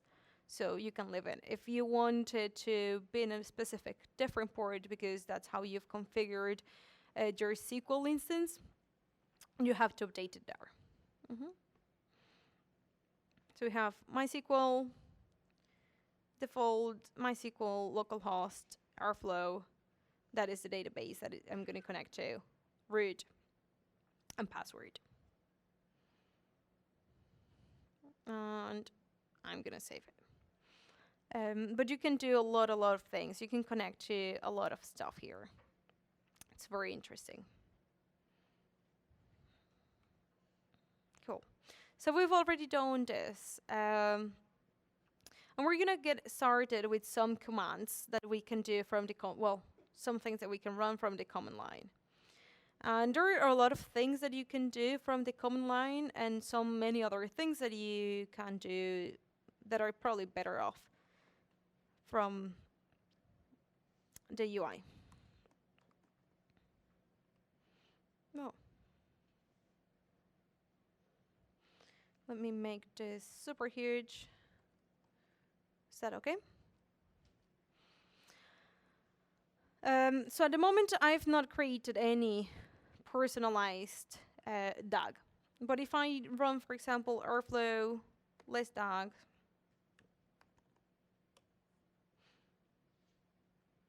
it will deploy all of the DAGs that you have. For you, you're going to have all of the example, that is example bash, example branch, blah, blah, blah, example XCOM. In my case, I'm going to have the generate Twitter DAGs that we're going to be doing in a bit. I have also a hello world and a Twitter links. So that's how you can see all of the DAGs that you have registered in your Airflow instance. Let's take, for example, the tutorial task. So if we use Airflow list tasks, tutorial, and then we use the argument --3. It tells you about bash operators. So it tells you in that same tree graph that we saw before in the UI, it's the same way that it gets displayed, but on the command line. I personally prefer looking at it on the UI because it makes more sense. Now, imagine that you have a DAG and you don't want to yet commit to start running it actually in production. You can test your DAGs before doing that. So you can do Airflow test tutorial, print date 2019 05 01. Okay, but I'm going to show you first the code for this DAG so you actually understand what is happening. So if we go on to tutorial, you have this nice web UI, and you can click on code. And I'll tell you the code. So it imports libraries, and then it creates the default arguments. We're going to create our own DAG in a bit, so we can actually explore what these default arguments are. And then what is going to happen is you can define a lot of stuff. Normally, you can define who the owner is. In this case, it's Airflow, because you want to give Airflow as much autonomy as possible. You can say whether it depends on past or not. In this case, it's false because it's a completely independent task. Now, you can set the start date, and this is very important because it has to exist in the sense that you can't run a DAG before the time exists. So you have to, let's say if you're going to be doing a task that runs every week, you have to at least leave a period of time before the task actually starts, because otherwise it's going to complain that the time didn't exist. And I'm going to show you a better example of this. Then you can set whether you want to receive emails on failures, whether you want to receive emails on retries.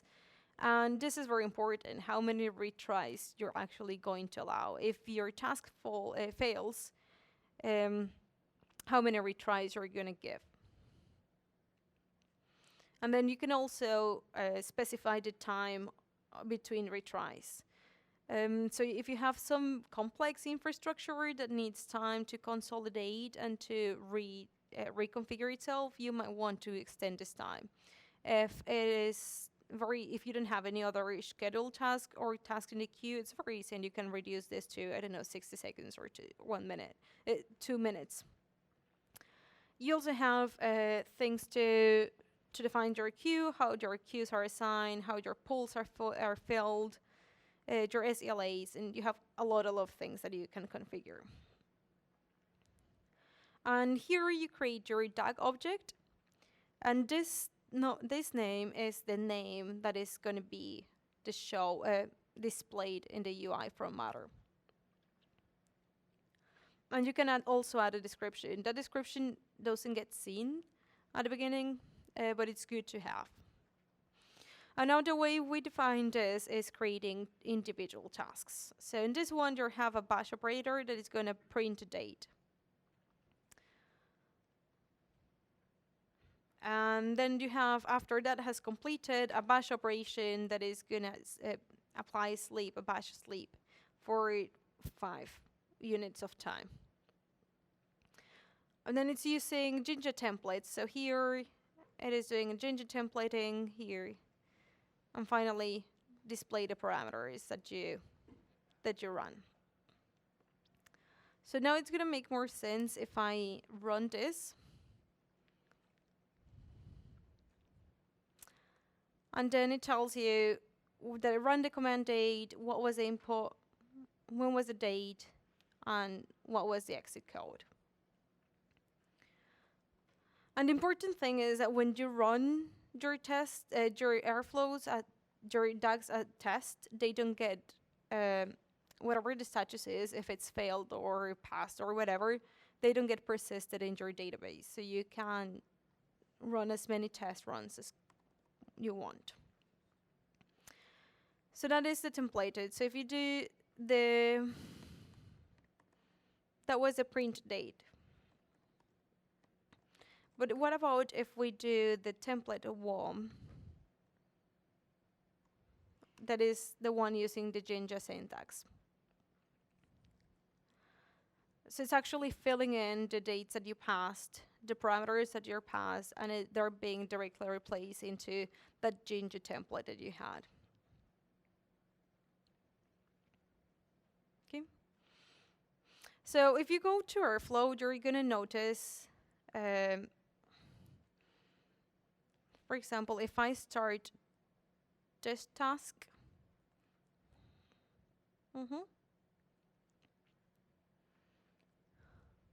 okay, if I go here, it doesn't tell you when it is next scheduled for.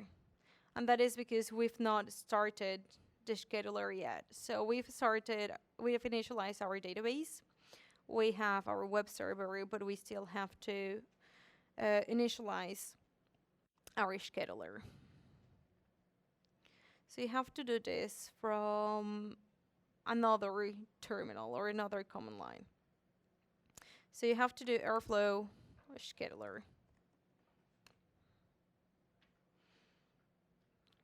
And it's going to keep streaming out on your standard out. Oh, okay. And because in this case we're using the local executor or the sequential executor, it will tell you that actually you can only use parallelism as one. You can't do multi-threading or any stuff of the such. And behind the scenes, this scheduler is what actually going to make sure that things are up to date. So we can now go back to our terminal and do airflow run. Oh, I have two. Example bash. Operator.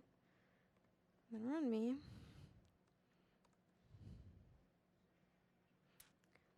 Oh, why do I have that weird day? I'm going to say 2019 0501.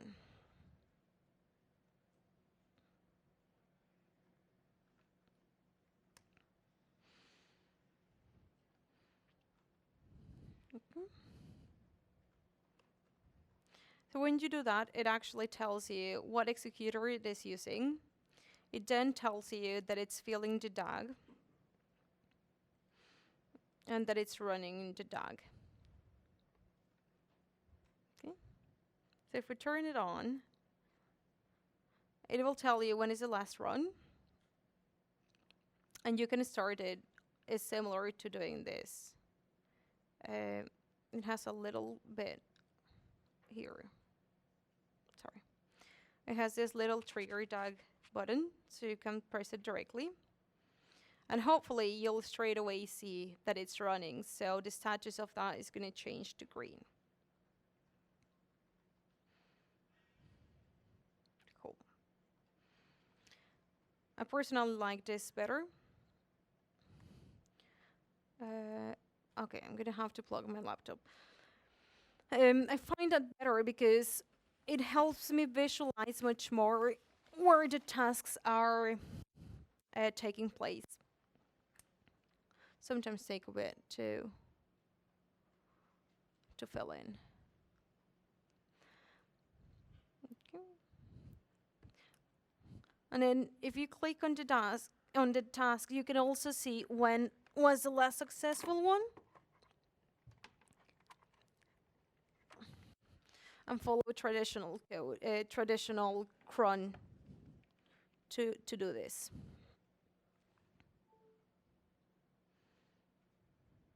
I killed it.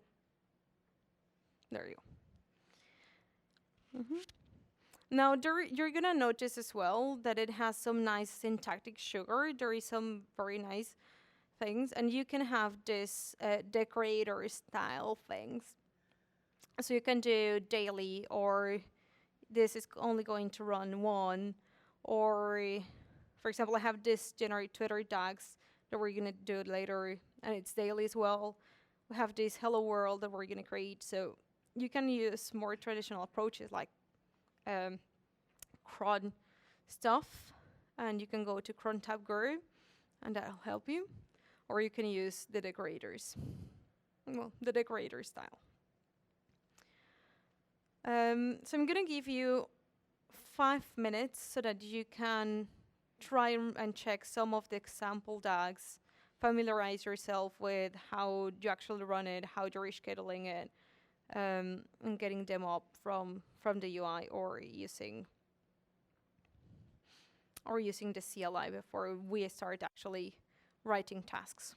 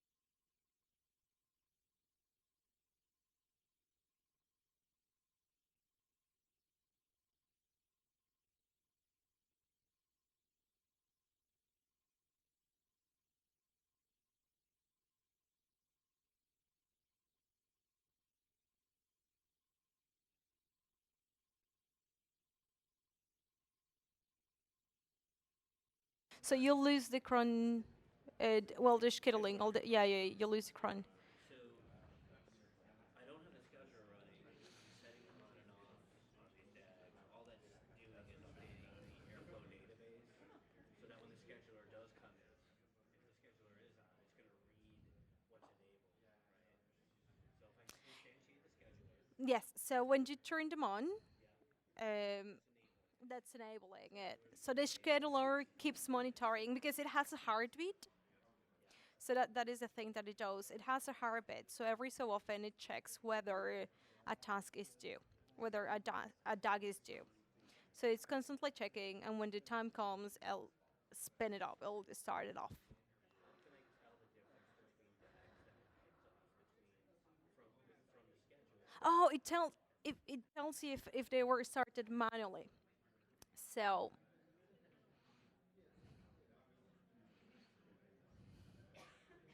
um, so if I go to the bash operator, where is it? Details? No. Task trace? No. Let me check, where is it? Oh, here it is. There is a part where it actually tells you who.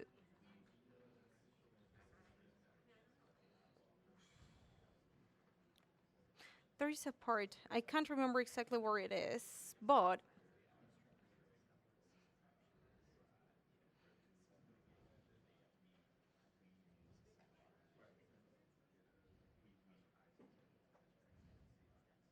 oh, there it says. Yeah. So if you hover over those little buttons that indicate the state, if you hover, you'll see that it has scheduled, manual. Could you see it? Where will I see schedule? So if you click there, I see the run. in the run, yeah, They have schedule. yeah. So you can differentiate if they were manually triggered. So you have scheduled and then you have manual. Okay, so if I run a station, the tutorial is saying Airflow run example bash operator, that would show as manual at that point. Okay. Yeah, that will be a manual. Yes, it does. They're equivalent if you go and press the button or you just start it from the CLI. So theoretically, I really don't need the Airflow flag running unless I wanted, like, I don't know, Yes. it's another piece of the architecture that's I could query everything from the command line potentially. Yes. Oh, you mean the web server? But sorry, if I didn't have the web server running, You could do everything manually. You could do everything from the CLI. So if you didn't have the web server, it gives you the graphic interface, but you can do everything from the CLI. So you can see your dogs, you can test them from there. You, I'm not sure if you can set the connections there. that was what I was wondering because if I was to deploy Airflow in an environment, I may not want to I may not want to set connections info via the web interface just because of They're all well, they're all encrypted. Well, everything that you have in your connections, and we have also a variable section. They're all encrypted, and you can only access them through the Airflow models. so if I had a secret vault, You can have, yeah, you can have a secret vault. but Yeah. it's good to know. So there's parity between the command line and Yes. Yeah, there is. That's the only thing. That's the only thing that I don't know if it's the connections. You can do when you're running on Kubernetes because you can create your Helm chart and then you can extend your configuration. So that's where you can very easily add new connections. I've never tried doing them from the command line. Yeah, we can check that. Yeah. as long as there's parity between them. Yeah. The thing is that also it gives you if you're using Celery, when you have the web server, you can also use Flower, that is the Celery debugger. And that exposes on 78, 78? So it's another port, yeah. So if I'm using the Celery executor, because we're just doing sequential, right? Yeah, we're doing sequential right now, yeah. Is the Celery executor set up with the Airflow UI utilize? Is there special stuff that it's going to bring on depending on the executor? The Flower, well, you get Flower, but also the thing is the capability of the things that you can do, because with the sequential you can only have one queue. Basically, you get the one queue. With Celery, you get up to 16 queues, I think. Queue. Queues. Yeah, yeah. With Celery, you get up to 16, which is quite good. And it's going to just Airflow is responsible for scheduling it against the worker. Yeah, exactly. Yeah, yeah, yeah. So that is a nice thing. Airflow takes absolute care of the workers for you. So that's probably one of the main differences versus Luigi, because the scheduler is central, so it just finds the first available worker and assigns it to a task. In Luigi, your worker is tied to the task.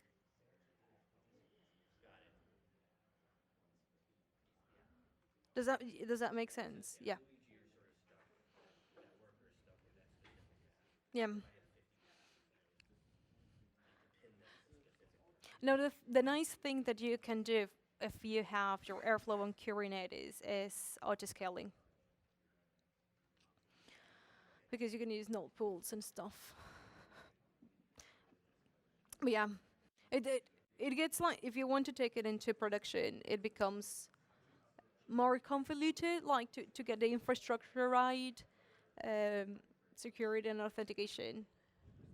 So I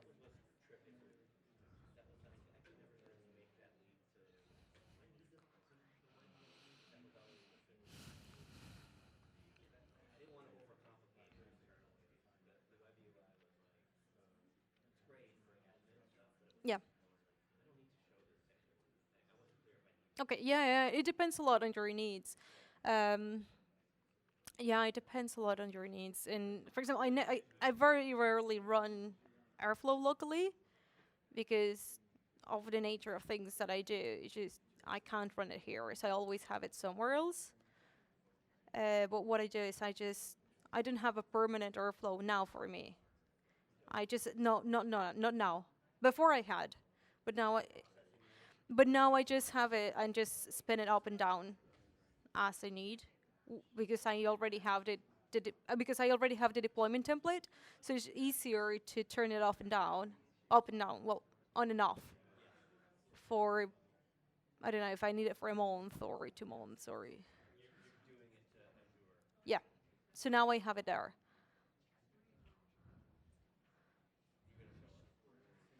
I'm gonna show you a simple way to do it.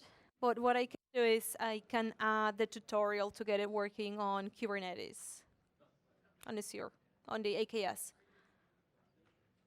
If that makes, if that's something that folks would be interested in. Cool. So sorry, we're talking too much about stuff. But yeah, that's a good question. Pretty much, if you didn't have access to the web server, whatever you have in the web server and what you can do from the CLI are paired up. So you can do everything from the CLI. You can start your scheduler. You can start a DAG, monitor it from there, test it from there. Cool. So we're gonna now create our first DAG, and we're gonna have to, because in your configuration file, your DAGs folder is in airflow/DAGs, unless you changed it intentionally, which is fine as well. We're going to create a simple dag.py file. We still have, make sure that you still have the web server on and that you also have the scheduler on.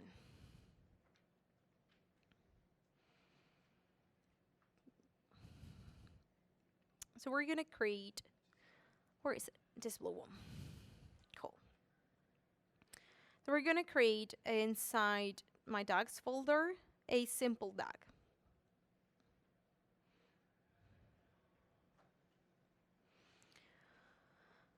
And we're going to start with loading the operators. Loading libraries. I'm going to use datetime and time delta because it makes it easier to work with times and timestamps. Sorry. We're also going to import DAG because DAG is our central object. And from our Airflow operators, dummy operator, we have to import the dummy operator. And as its name says, it's an operator basically that does nothing on its own. It has no kernel, not many things.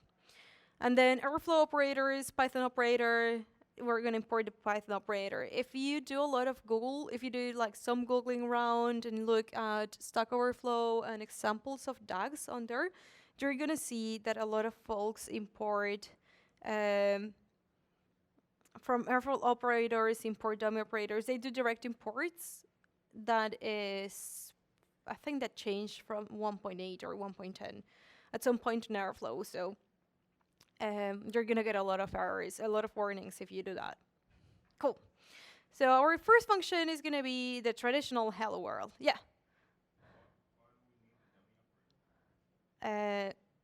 We're going to see why we need that. That's fine. So we're going to create our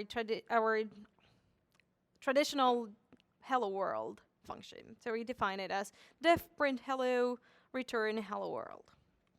And we're going to pass the default args. I always use default args because that prevents me, that I'm lazy again and I don't have to rewrite stuff. So the owner is going to be Airflow again. It doesn't depend on past. And this is very important because when it depends on past, you have to backfill. So we're not going to be doing any backfilling. And for me, the start date is 2019 4/30. So it's just going to increase. It's just going to go from there. I don't want emails. I just left that email as an example.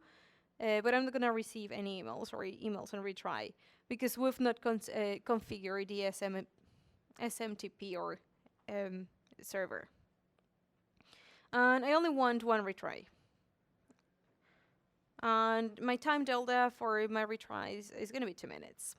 So I'm going to start my DAG, and I'm going to call it Hello World because it's easy to identify and describe it. Then we're going to do a schedule interval, and how often is this going to run for those cron?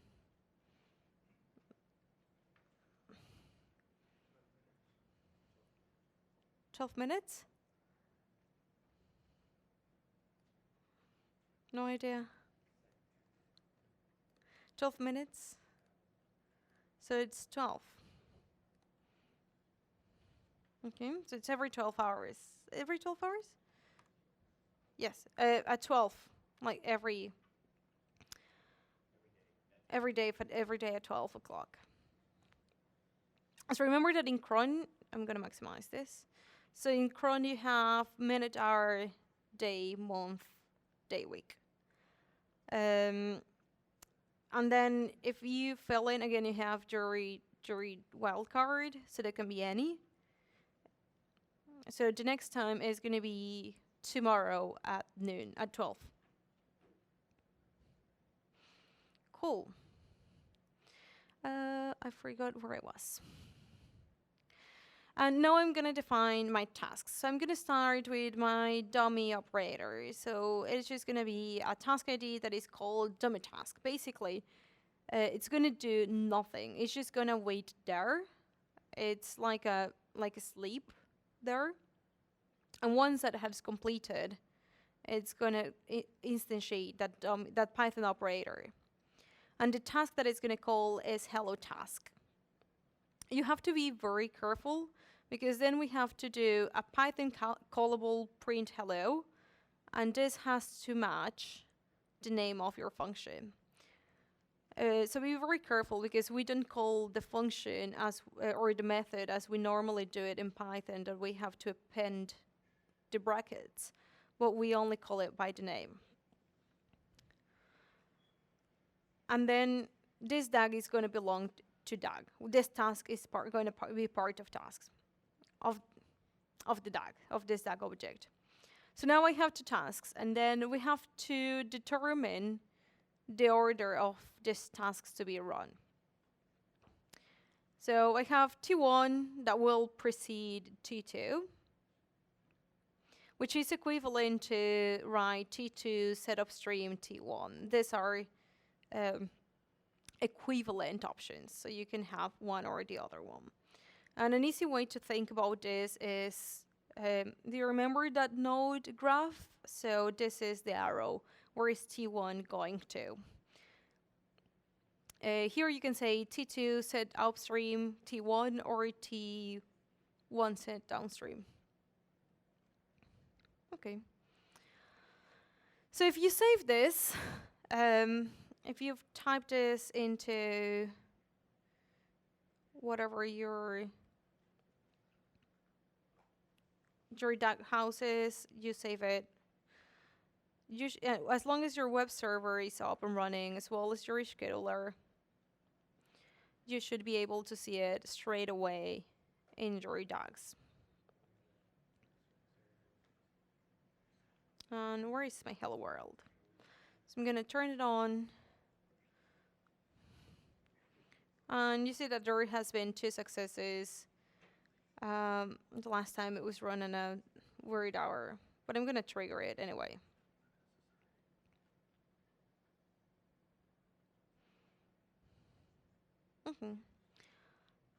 So if I go to the graph view, you can see that very clear graph, or that very clear succession.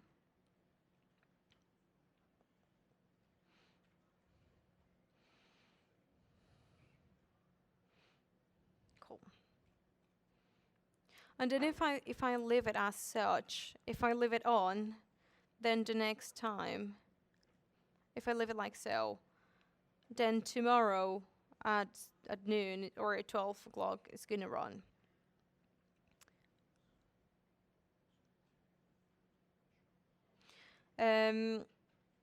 Because I have UTC, because I have UTC enabled, it is 16:13 actually here. But this is the start date. It counts the start date when you actually activated the DAG. Cool. So if you click here, you can see the logs either from your command line, or you can click on the task and then click on view logs. And it tells you how many attempts. Remember that we gave 3 retries, so it's attempt number 1 of 4. If it failed, it would have started again. It would have waited for 2 minutes and then start again. Cool.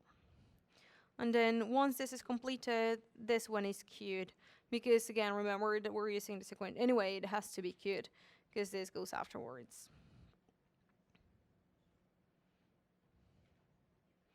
And then this is attempt. This one only has 2 retries because that's what we specified. No, 1 retry.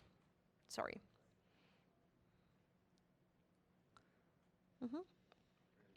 Now, so you can if you define in your default arguments a global retries, then when you actually specify the task inside your DAG, you can modify or overwrite any of those default arguments. So T1 has 3 retries, whereas T2 has this single retry because I didn't pass it. It's just the default ones that I defined before. So once this is completed, again,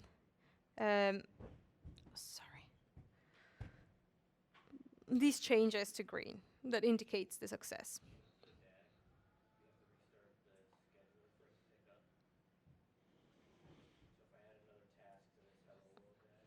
So it's going to be automatically added.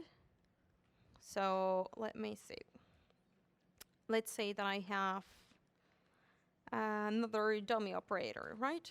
So if I do 2, 3, and I have a dummy operator, and create a task ID called finale. And then I don't care about retries, and it belongs to that. Oh. Okay. So I have that, and then I set it that it goes after 3. After 2. Well, now remember that the scheduler has a heartbeat, so it's not gonna be automatically. But you can go here. What is it I have here? This is a web server. Oh, here is the scheduler. So here it has been filling the DAG bug, so it was a minute ago, so it'll take a bit to update. But you should be able to see, depending on how often this is updating. So it should refresh at some point. You should be able to do that. But then the new task will only be run when the next scheduled run is due. It doesn't run on update time. Does that make sense? And then all the previous tasks that ran with the old DAG will still reflect the old DAG. Yeah, so even if you do an update on the DAG, they should be persisted in there. Yeah, it's just gonna take a while. But yeah, you can update your DAGs. But then again, it depends on how you have them in production, how you actually are updating them or uploading them. So if you have something like blob storage, it'll depend on how you push them or how you update them, because it's not going to be served locally. But it's going to be pretty much automatic as soon as you push it. In Airflow DAGs, is it or callable always Python function? Is that the paradigm? Everything is Python, yes. But that's why you have also the bash operators. So if you look here at the bash operator, you have another one. The HTTP. We'll look at the code, for example.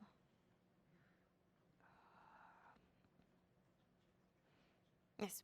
So in the HTTP, like you're sending a HTTP request. So you're using the simple HTTP operator. So you have your headers, your request, and your endpoint. So it's still a Python wrapper, but you can use it, the structures of whatever operator you're using. In that case, you can use. That's why you have bash and stuff. But also you have a lot of Airflow hooks that hook to other stuff like SQL. To actually extend the capabilities without you having to add more operators, if that makes sense. Cool. So now we're gonna, if you remember that Twitter pipeline that we created, the goal will be to try and get it on Airflow. Instead of having all of that we had a Python script, we'll have to do a lot of refactoring to actually put it in a form of a DAG, so that every day you can choose an hour, 2 o'clock in the morning. I choose random hours like 3 o'clock in the morning where there is very low volume of stuff. So that one that we did to extract the tweets, then do a bit of analysis. How would you do it so that it becomes a DAG? You'll have to do a bit of thinking. And I want you to do it in pairs, to do a lot of pair programming. And you can start with something very, very simple, like start with a Twitter query. How you would do the Twitter query so that it runs every day. And then how would you do the Twitter query plus the database saving and stuff. Does that make sense? and I'll be helping you. Well, I'll be around. I have the solutions, but I wanted to try and start thinking about how you would refactor that into a proper DAG.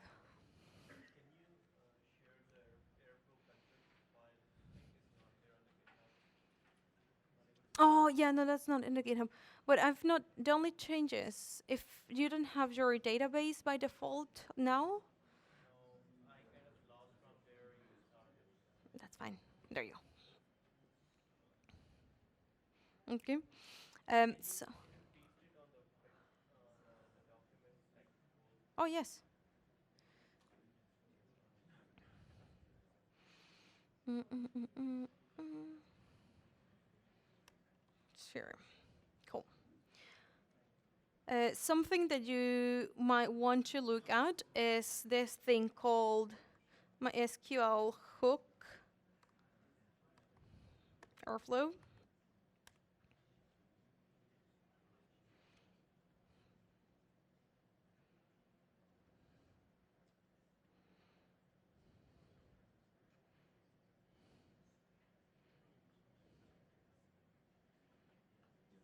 And I can't find the documentation. Oh, here it is.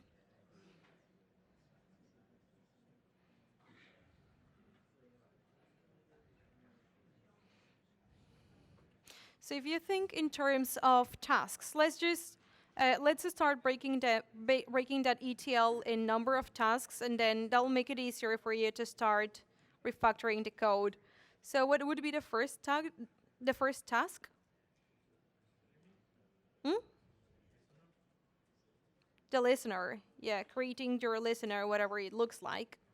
But then you're going to have a different approach. For example, it'll have to be a timed listener or have a maximum number of pages or a maximum number of queries that you can run.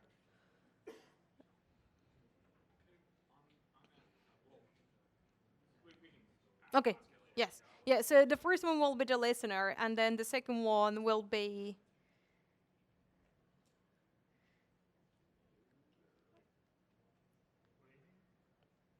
the cleaning, yeah, whatever you're doing, cleaning, filtering, whatever. Then you can do, for example, a plotting bit and a reporting bit or something of the such.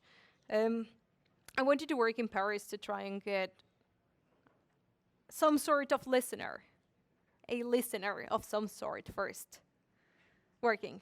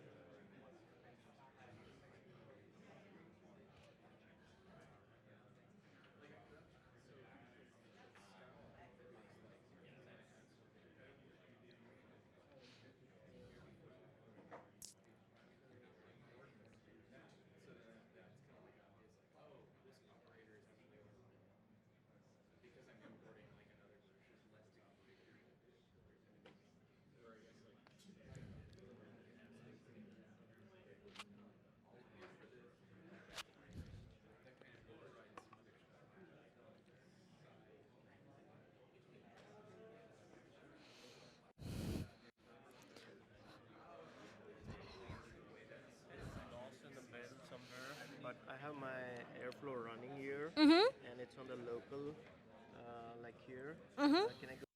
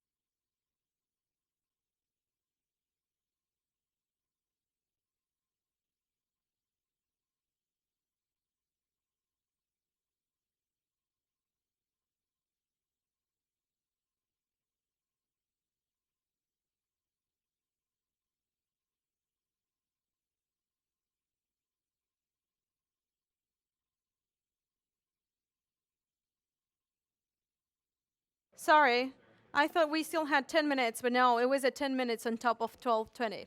So on there, if you go on the repo, that is the one that I shared here. If you go to solutions, I have 2 more dogs.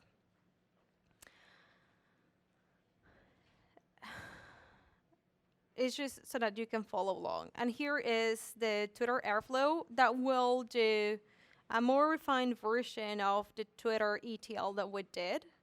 And it includes everything and collating tweets, but instead of using a stream listener, it's using a cursor, and it's based on number of tweet pages. So that'll make it easier because you don't have to time your stream listener, but actually you fill in a page of tweets. And then there is another example with sub-DAGs, so that if you have your DAG with a parameter, let's say I'm looking for the hashtags PyCon, Python, and tacos, whatever. So for each of those parameters, you have a base task. I am actually going to show you here. It's going to be super quick, and you can go for your lunch. And then it creates sub-DAGs depending on how your parameters are defined. So if you look in the graph view, it looks like this. So you have your initial fill terms, you generate your search terms, and then it expands into as many DAGs. So this is very useful, especially if you're using Kubernetes or Celery, because you can run all of this in parallel, and then they'll go back together to finalize your DAG. So those things are very, very useful, as I said, if you have tasks that you can actually run in parallel and then bring back together. I have the instructions for you to run a experimental, well, like an R&D Airflow on Azure, and you can use your credits. It's very, very simple. But if you're interested in actually having a Kubernetes powered Airflow instance on Azure, I will be writing a mini tutorial or a mini walkthrough, so I can always add it to to the read docs that I already have, if that's something that you would be interested. And you can follow along. You have $200 of Azure credit, and those are going to last 90 days. So you already have them. Make sure that you use them, because otherwise they're just going to die. And I'm going to be around if you want to ask any questions. Remember to fill in your survey. And I have some nice Python stickers if you want some stickers. I have Clippy stickers as well if you like Clippy. And thanks for spending all your morning with me and hearing me talk all the time.